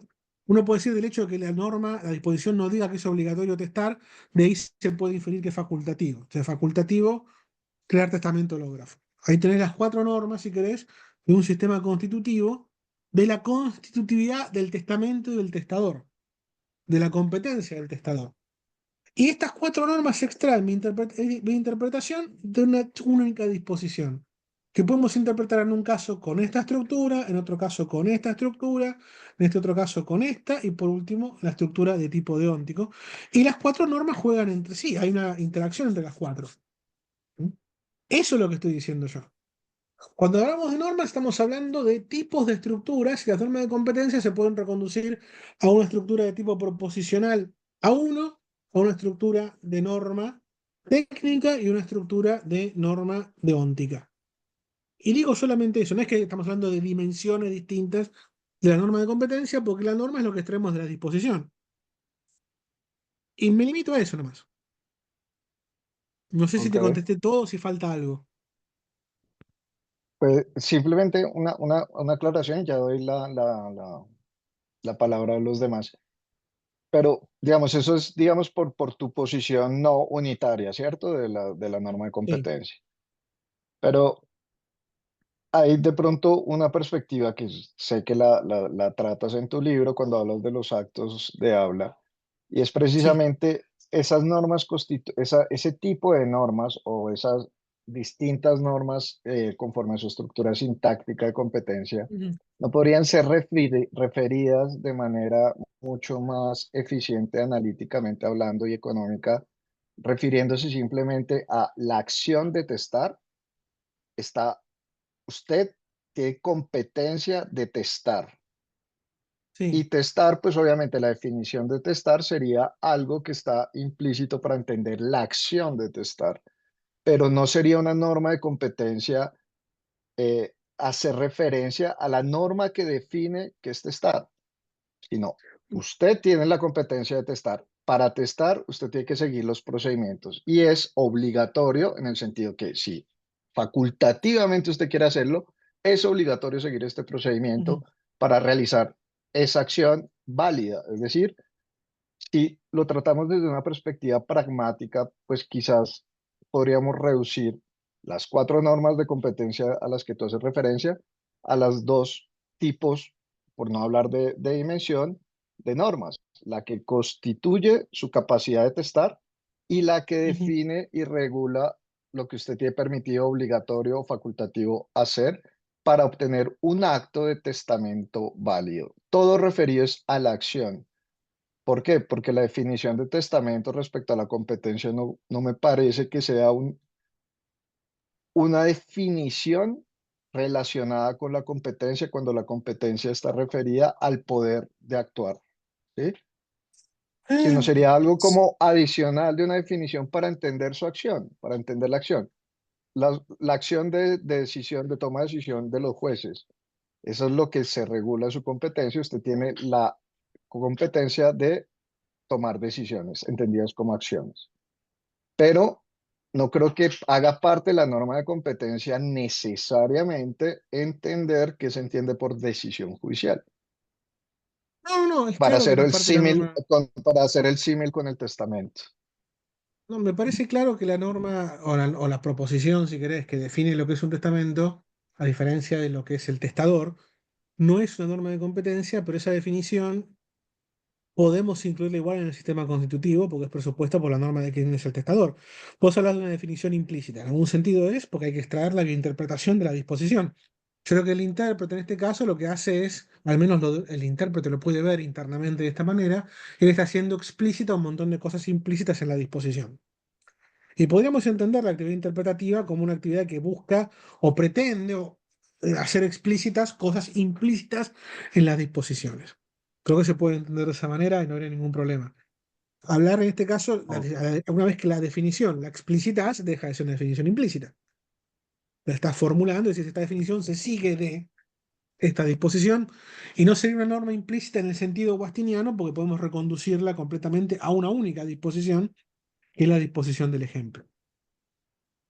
Ahora, Eh, un poco esto, si se quiere, lo hago así, por esta concepción sintáctica de las normas que sostengo. Como cada norma sigue una estructura sintáctica distinta, yo me veo obligado a dar cuenta de cada una de ellas de manera independiente. En parte para poder dar cuentas de ellas en sentido, para poder graficarlas, por decirlo de alguna manera, y representarlas. Esta norma, o el significado de este significado de la disposición, se puede reconstruir con esta estructura, este otro significado con esta otra estructura y así. Y a cada uno, digamos, le puedo dar un nombre. No es que digo esto porque soy no unitario, sino que soy no unitario porque sostengo una concepción sintáctica de las normas. Y eso me lleva a lo no unitario. Que eso fue lo que le pasó en parte a Johnny Wayne. Ellos dicen en el 71, ellos dicen dos cosas que son incompatibles en Normative Systems y se dan cuenta después. La primera es, hay dos tipos de reglas, regulativas y conceptuales, y la conceptual no puede regular y la regulativa no puede ser conceptual. Y después, cuando hablan del sistema del juez, dicen, las normas de competencia son un tipo especial de permisión que es constitutivo de la autoridad judicial. Acá me chocan dos trenes. Y es justamente porque después Bulín en el 80, empiezan, con Alchurrón empiezan a cambiar de idea. En el 83 dicen que, bueno, que en realidad son un tipo de definición, tratan de eliminar todo el elemento, si se quiere, permisivo. Y finalmente Bulín dice, no, son reglas puramente conceptuales. No es posible reconstruir las normas de competencia, está pensando en la atribución, como permisiones o como obligaciones, porque esto reconstruye más la práctica, sino como reglas constitutivas o conceptuales, dice él. Y de acá uno puede reconstruir todo lo demás, la parte de ejercicio y eso, que eso nunca lo llega a explicar. Y si puedo decirlo, hay una nota en el libro que lo dice, en conversaciones privadas con personales con Bullying, él me dice, nunca dimos completamente con el Carlos, con el Churrón, cuenta de este fenómeno del ejercicio de la competencia con este enfoque y nos quedó incompleto el enfoque. Es esto del 88, que es lo que Jordi Ferrer por un lado y Jorge Bodos tratan de completar.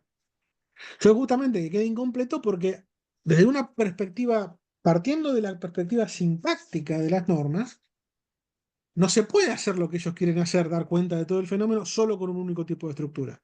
Tenés que tener estructuras accesorias, me parece a mí. El que está intentando hacer eso hoy en día es David Duarte en Lisboa, que él presentó hace poco un tipo de norma, la trata de formalizar, un tipo de norma de obligación, competencia como obligación indirecta, que a su vez es una regla que también es constitutiva. Yo no sé cómo se puede hacer esto para representarlo formalmente. Yo cuando veo las construcciones formales de David Duarte, me parecen muy interesantes, pero que la estructura sintáctica no puede servir a dos amos. O define o obliga.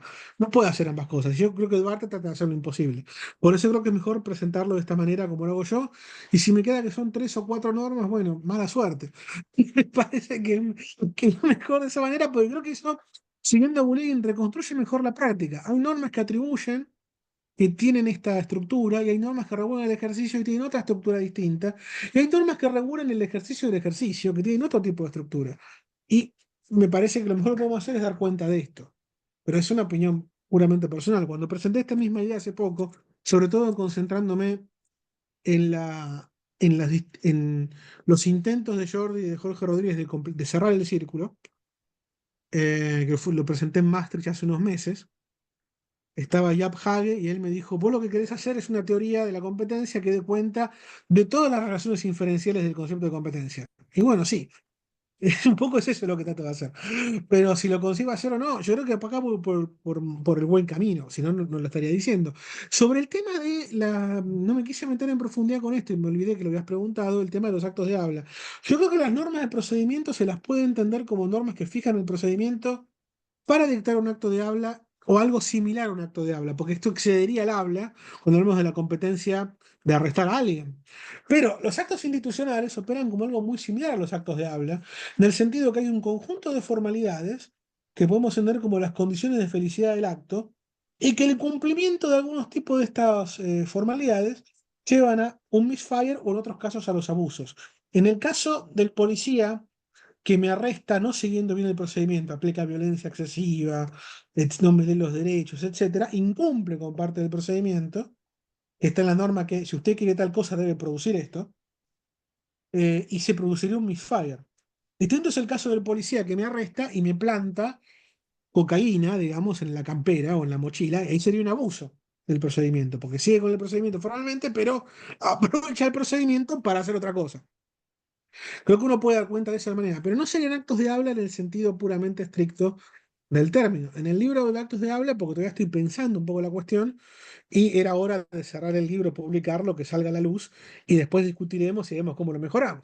Porque si no, pasa lo que decía, bueno, ocurre lo que decía Borges citando a Alfonso Reyes. Uno publica los borradores para dejar de corregirlos. Y en un momento ya venía arrastrando esto desde 2016 y dije, bueno, basta, lo publicamos ahora y nos dejamos de hinchar y vamos a ver qué pasa, digamos. Pero bueno, esa es un poco la idea general.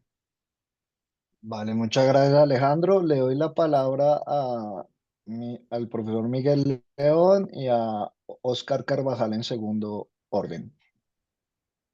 ¿Qué tal? Buenas tardes. ¿Qué tal, profesor Calceta? Un gusto de verlo por este medio.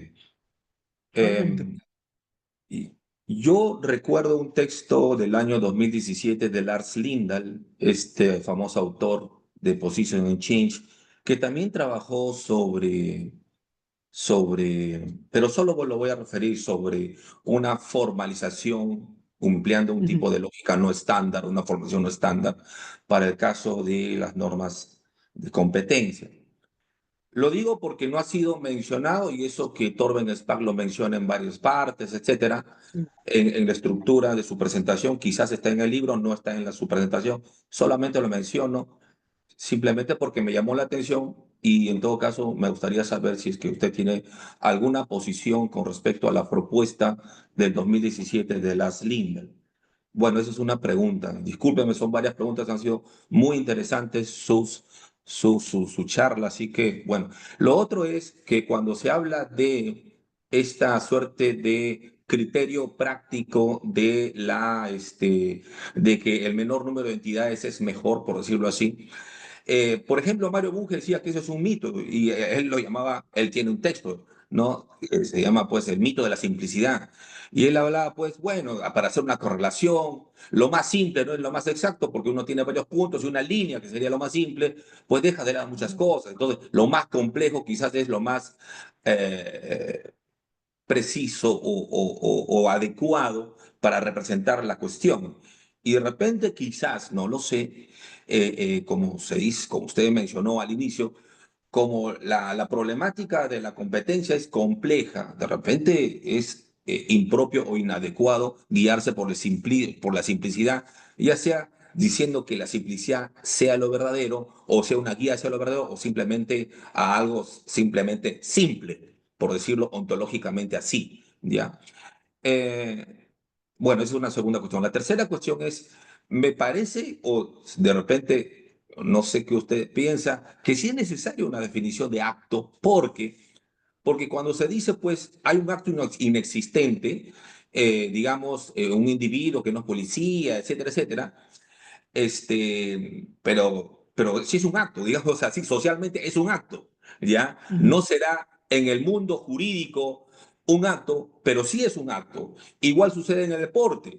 Si alguien no está en una cancha de fútbol, no está instalado, no hay reglas, no hay árbitro, no hay nada, y pretende hacer, pues, no sé, un dribbling, una pasada o incluso un gol, entre comillas, gol, dirán, eso no es nada, no es un acto, Exacto. pero si hay algo enfrente a mí, sea lo que Ujú. fuere, es un individuo, digamos, dándole un golpe a, a un objeto de plástico o de cuero y que atravesó cierta estructura de madera que ni siquiera llamaremos arco porque, digamos, no estamos en un contexto de fútbol, pero claro, no será un acto para el fútbol, pero sí es un acto para otro contexto. Por lo tanto, me parece que sí necesitamos un concepto de acto, incluso para hablar de acto inexistente, porque, digamos, no es que no lo hayan detenido a un individuo, de hecho, le privaron de la libertad de tránsito, solo Ujú. que no fue en un contexto procesal ni jurídico. Y desde ese punto de vista el acto sería inexistente, pero desde un punto de vista sociológico sí sería existente, ¿ya? Entonces, ¿qué diferencia un acto sociológicamente visto de un acto jurídico para decir, en este caso, en el contexto jurídico, que es un acto inexistente? El tercer punto, y con esto acabo, es acá en Perú y supongo que No, también el en cuarto Colombia, sería este. perdón, el cuarto, El disculpe, sí, cuarto. es el cuarto, ciertamente. Pero como dice por ahí, por suerte todo está grabado, así que no puedo equivocarme. Entonces, el cuarto punto este, es acá en Perú, por ejemplo, y supongo que allá en Argentina y también en Colombia, hay esto que se conoce como las sentencias de una demanda o de los procesos competenciales. Un ejemplo que hubo acá en Perú hace poco fue si podía haber un proceso de amparo en el curso de la formación de un proyecto de ley. En Perú estaba eso prohibido, pero no había una regla expresa en que decía Ujú. está prohibido. Pero se entendía, digámoslo así, a nivel de la formación del derecho constitucional y procesal constitucional, de que eso no se podía, porque era algo así como matar al no nacido. No, no se puede cuestionar la vida o la validez o la invalidez de una persona. Pero en otras legislaciones eso sí es posible. Entiendo que en la Argentina en algunos casos es posible. Entonces, mi pregunta es, estas normas competenciales, aquello que el juez puede hacer, como por ejemplo conocer la causa en un proceso de amparo sobre un proyecto de ley, ¿ya? Son reglas que siempre van predeterminadas a un proceso judicial. ¿O es que en este caso el Tribunal Constitucional sí emite reglas, digamos, que complementan la competencia del juez para decirle si eres competente para conocer un proyecto de ley vía amparo o no eres Ujú. competente? En otras palabras, las sentencias del Tribunal Constitucional son constitutivas o declarativas con respecto a los procesos competenciales a su criterio. Gracias. Muy bien, muchísimas gracias por las preguntas. Voy a empezar por el medio, que es donde creo que tenemos un acuerdo absoluto. Puntos 2 y punto 3, estoy completamente de acuerdo con lo que dice. Voy a hacer algunas precisiones nomás. El primer punto sobre el punto 2, la simplicidad y el mito de la simplicidad. Creo que Bunge tiene razón y creo que esto lo que pasa acá es que se entiende mal, y yo insisto, creo que se entiende mal lo que implica la navaja de Occam. Esta idea de la navaja de Occam es que la explicación más simple es la más que la correcta, la verdadera, o distintas variantes de eso, a mí me parece una mala lectura de la navaja de Occam, sino que creo que hay que entenderla de manera literal. No hay que multiplicar los entes, no hay que postular cosas sin necesidad. Si hay necesidad, postulemos, si no, no postulemos. Y la mejor explicación es la que plantea los elementos necesarios para dar cuenta de un fenómeno. Claro. No sé si eso es exactamente lo que tiene Bunge en mente, particularmente, pero así como lo veo yo, digamos, y hay una idea de simplicidad, a mi juicio, que se utiliza mucho, creo que no solamente en teoría del derecho, sino en general, que creo que es equivocada. Creo que lo que hay que tratar es dar cuenta de la manera más fiel posible de lo que uno busca describir, y esto implica a veces postular un número a veces alto de cosas o de entidades. La cuestión del concepto de acto, y estoy totalmente de acuerdo, o sea, obviamente no me metí con todas las cosas que hay en el libro, pero yo no digo entenderé por acto lo siguiente, pero voy a entender que un acto desde el punto de vista institucional, o sea, lo que sería un acto en el derecho, un acto no sociológico, un acto institucional en sentido amplio, es aquel que cumple con las formalidades establecidas por las reglas, porque son actos dependientes de reglas. No existe, por decirlo de alguna manera, legislar en la naturaleza, como diría Guastini. Lo que existe es ordenar, comandar, que son, si quiere, cosas que hace la gente, pero legislar es algo que siempre está definido por normas de un sistema, porque tiene ciertas formalidades, solo puede ser hecho por determinados sujetos, acá entran las reglas A y B de Austin, de los actos de habla, y un acto que no cumple con esas formalidades, desde el punto de vista institucional, no es un acto, es otra cosa.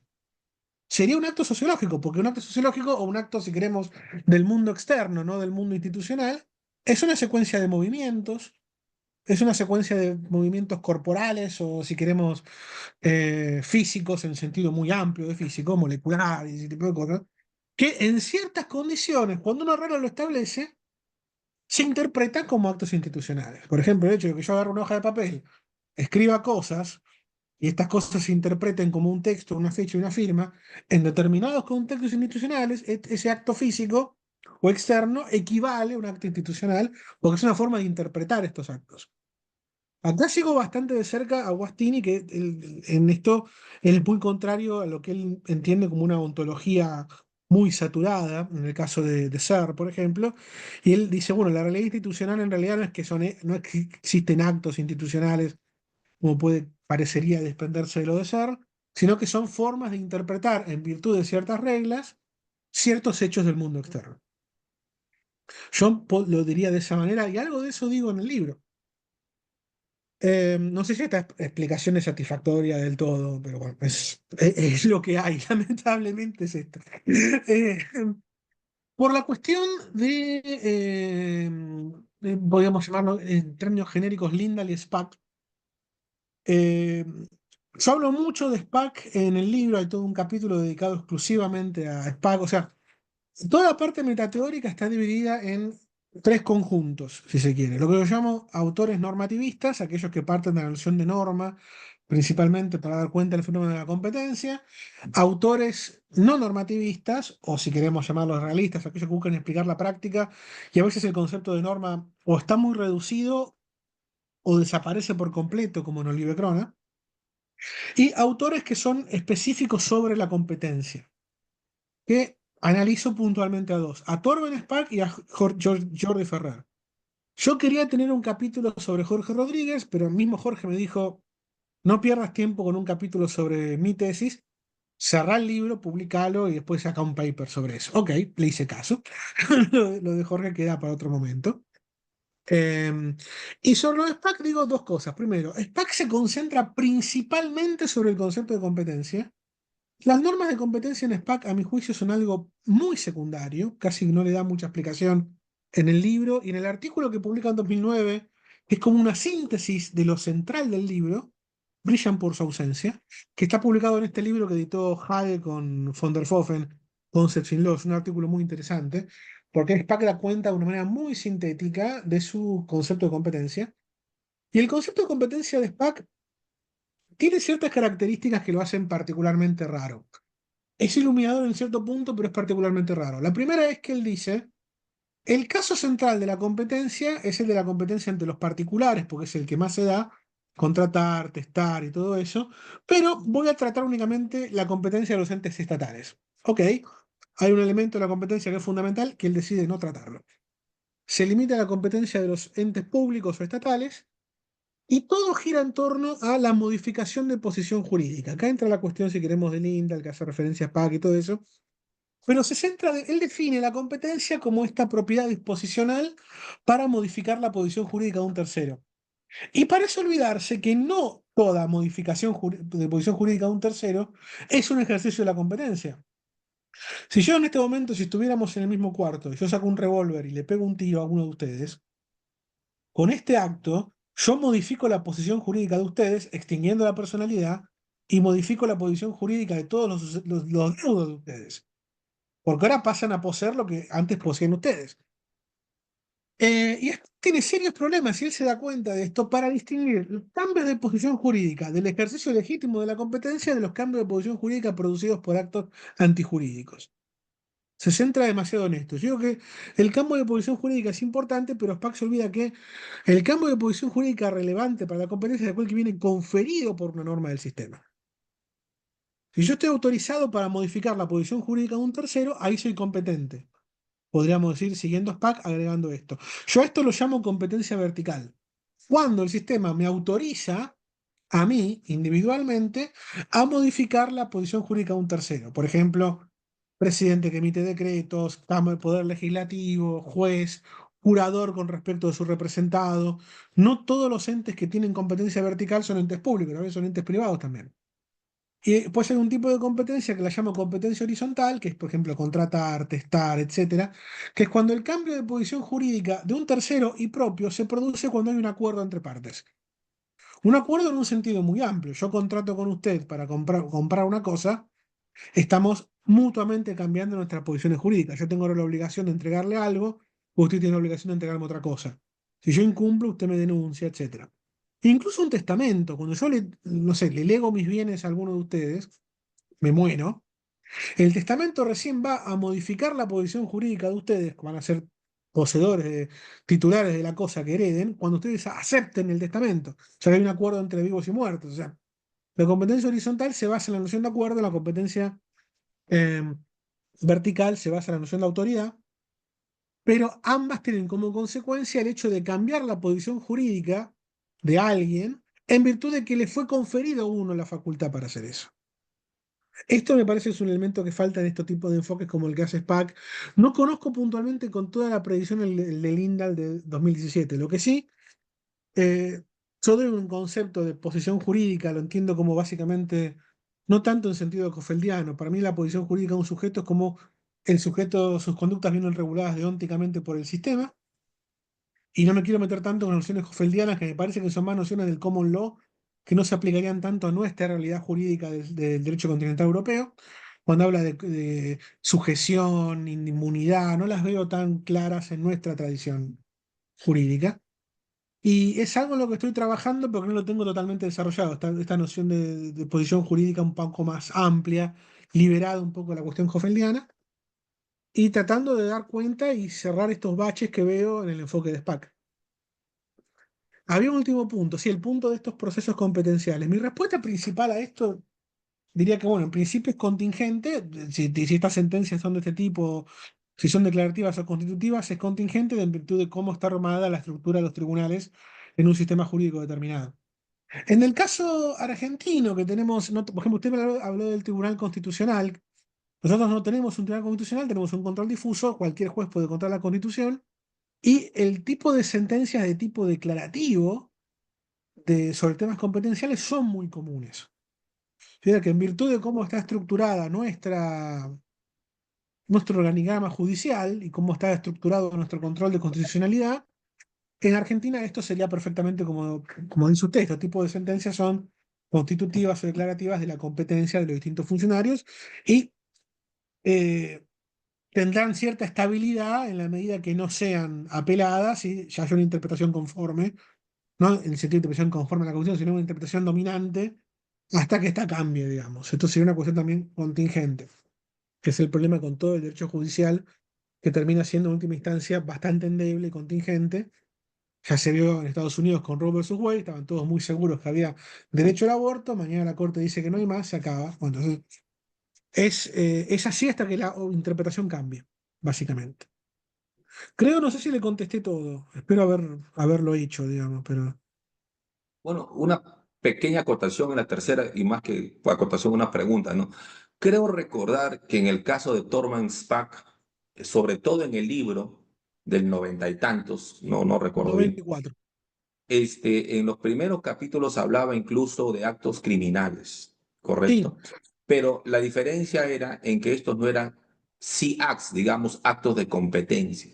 Entonces, la vinculación entre esto de cambiar o no cambiar una posición jurídica, una posición, una legal position, no era dado simplemente porque era exclusivo de los actos de competencia, sino que estos actos de competencia digamos, se actualizaban a través de actos de competencia, los C-Act, que él lo denomina.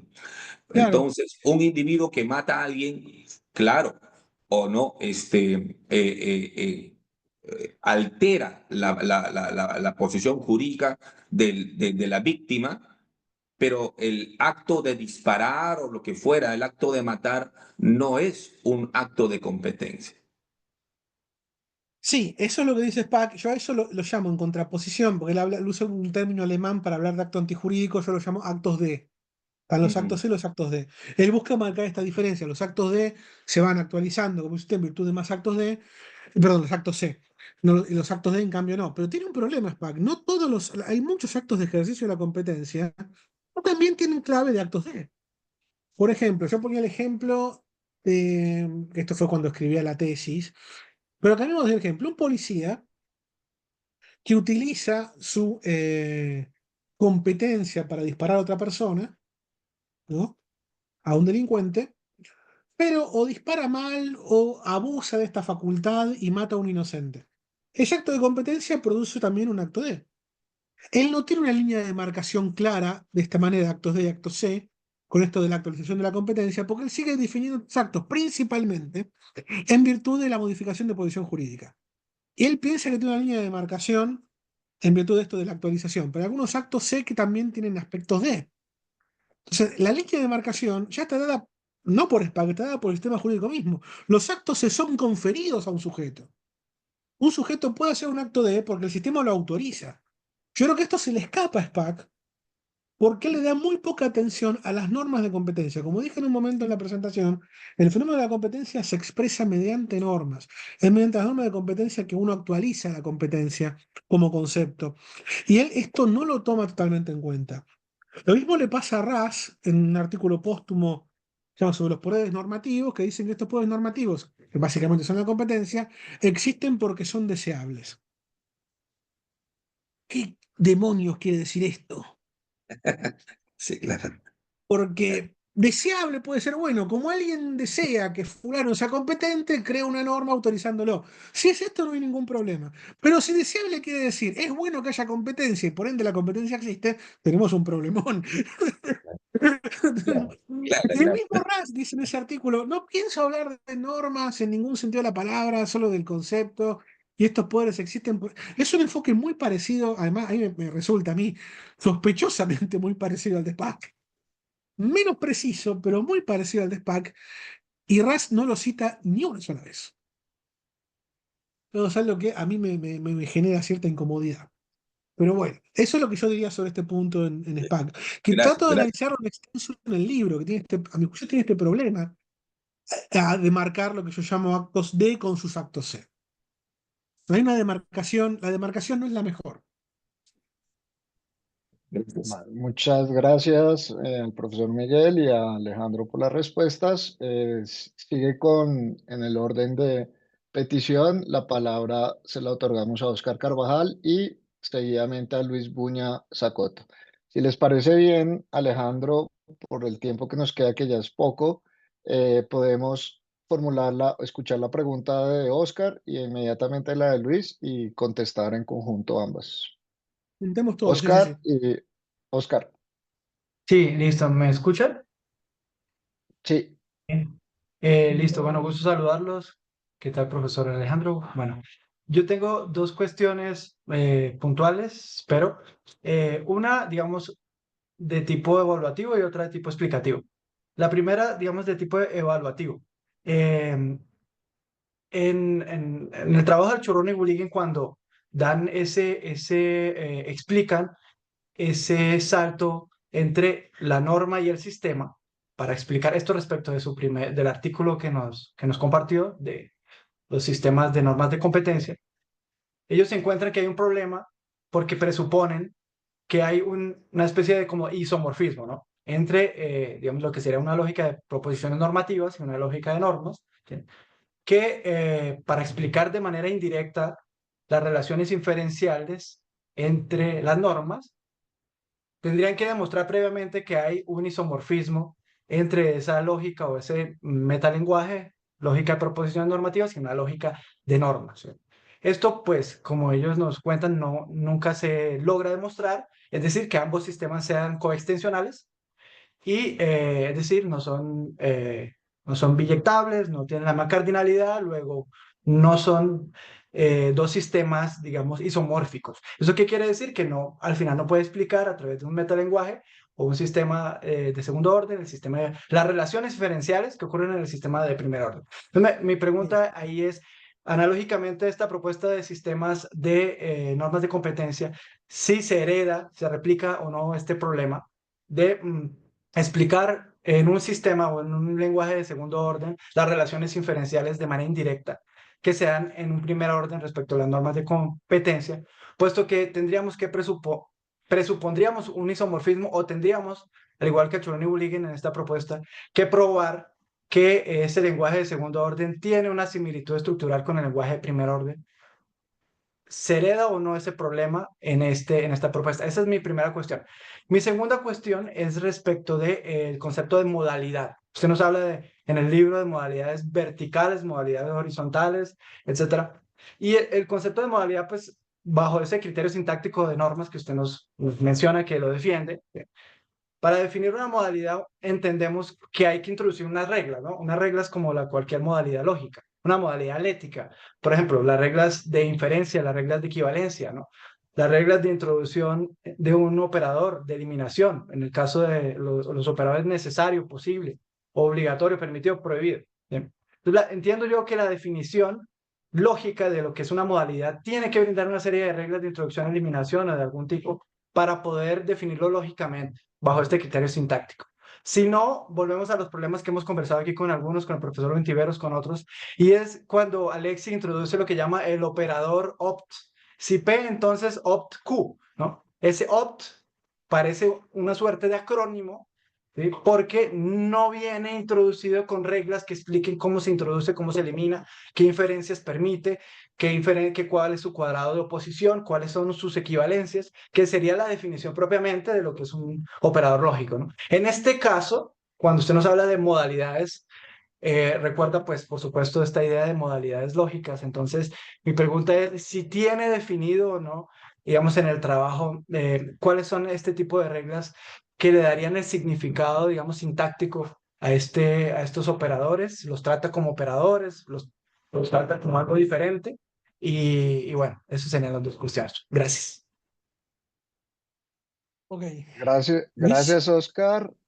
Luis. Muchas gracias, buenas tardes con todos, todas. Tenía unas par de preguntas.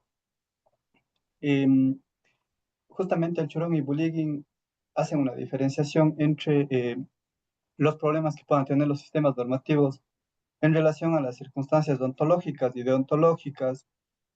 Al Chorón y Bulligin excluyen de los principales problemas de los sistemas normativos las lagunas que pueden ser reconocimiento que se podría preocupar, por ejemplo, de forma general, alguna otra ciencia o disciplina, pero que pueden estar ligados con criterios de reconocimiento o hasta epistemológicos propiamente dichos. Entonces, sobre este particular me gustaría a mí conocer primero cómo se pudo analizar o si se diferenció de alguna forma esta situación ontológica y deontológica para poder identificar, por ejemplo, una norma de competencia y también una norma sobre o de procedimiento. Y la segunda pregunta que me gustaría formularle es particularmente cuando Archulón y Bolygin hacen referencia a los criterios de identificación y sistematización, siempre se preocupan particularmente por eh, decir que existe un sistema normativo que le va a permitir ejercer a determinada órgano, por ejemplo, en el caso del poder público, una competencia. Entonces, ¿cómo se tomó el criterio de identificación y sistematización? ¿Solamente hacemos referencia a normas jurídicas positivas o podríamos hacer referencia a normas éticas para la asignación de competencia? Y ahí también quizás proponer algo. En el derecho administrativo se están hablando particularmente que existiría un ejercicio de competencias sin procedimiento, es decir, para ejercer una competencia no requiere un procedimiento. Una tesis doctoral reciente de Jorge García Andrade Gómez está proponiendo este asunto y me gustaría conocer cuál sería su posición en relación a que se puede ejercer una competencia sin procedimiento. Bueno, a ver, empiezo de atrás para adelante.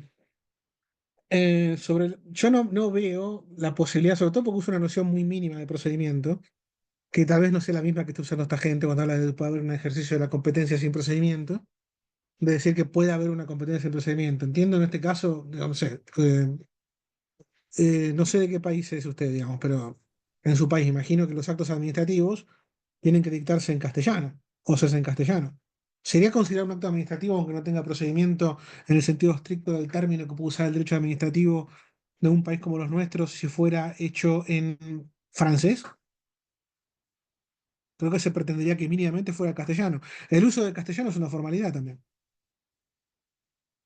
Entiendo esa noción mínima, digamos, de procedimiento. Hoy también debe responder lo que pide el administrado. Si ese no responde lo que dice el administrado, ¿en qué sentido es un acto administrativo? Diría eso. Esos son los procedimientos, si queremos, mínimos, para decirlo de esa manera.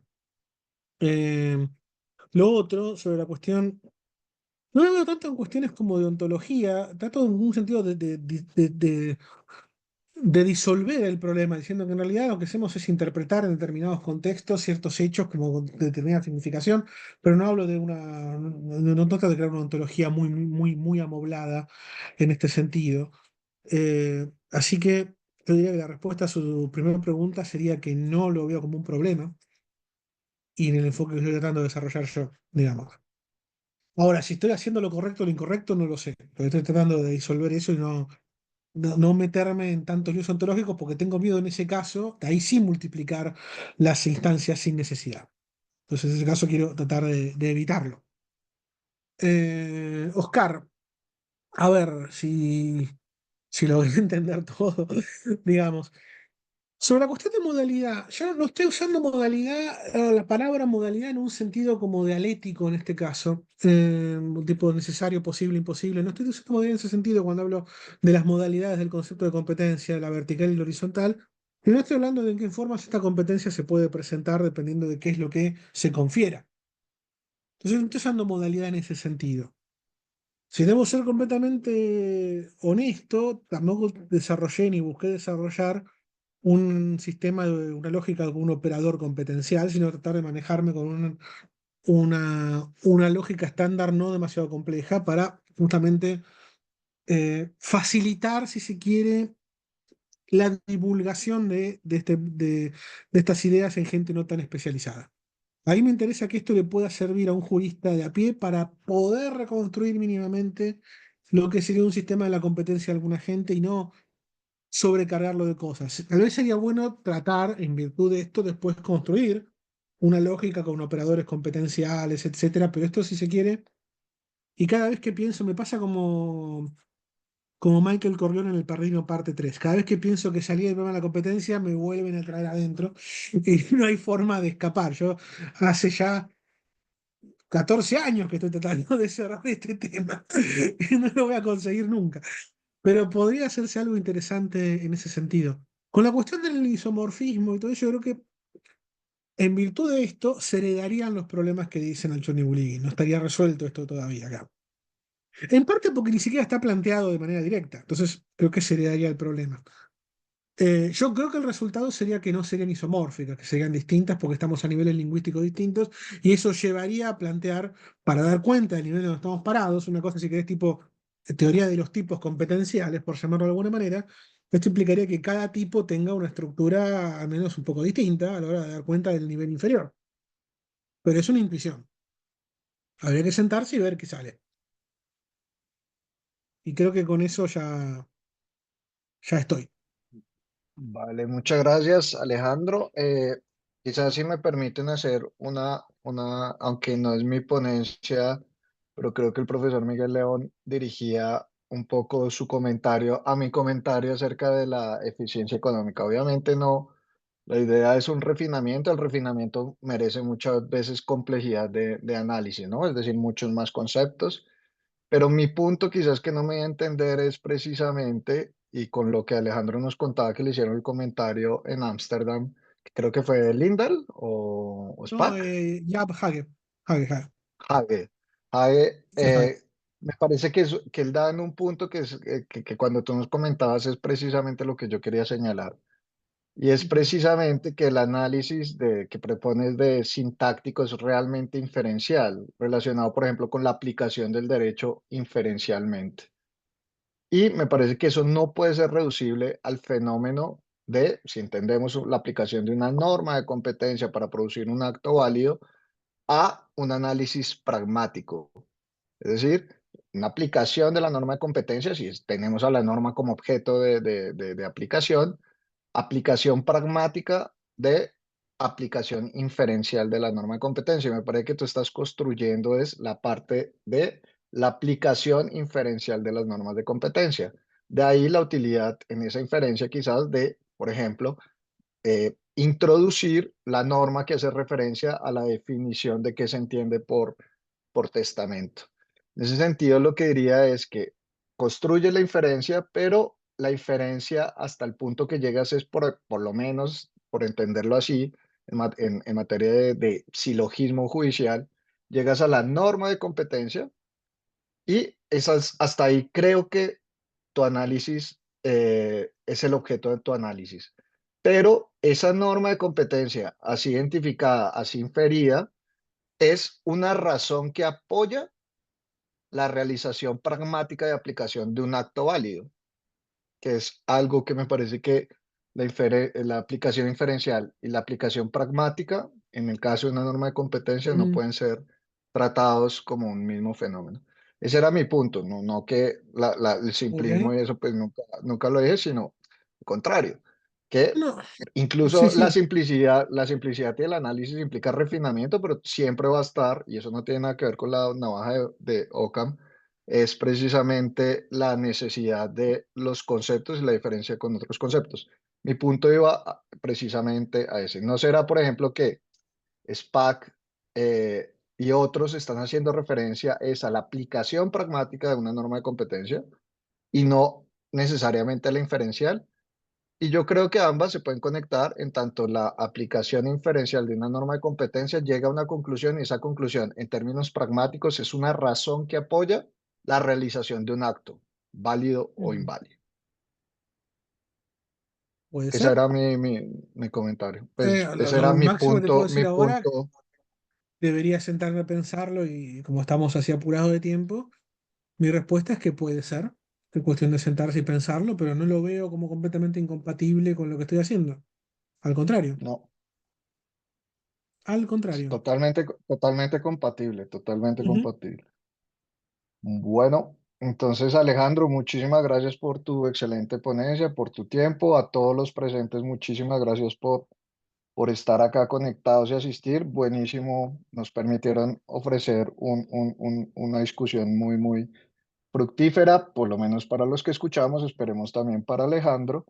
Y les Sí, recuerdo que el próximo viernes 30 de mayo, de 10 a.m. a 12 p.m., presencialmente en la Universidad Externada de Colombia, tendremos la sesión de Miguel Ángel Muñoz de la Universidad Javeriana, quien expondrá su sesión se titula La prueba del dolo más allá de toda duda razonable. Esperemos que nos puedan acompañar, habrá conexión vía Zoom, pero también estaremos presencialmente en la universidad. Más adelante les daremos más detalles de dónde se realizará. Entonces, muchísimas gracias a todos. Alejandro, Muchísimas gracias a ustedes, gracias por la amigo, a mí invitación. un abrazo tareliano y bueno, esperemos vernos en otra ocasión. Vale. Adiós. Hasta luego. Hasta la próxima.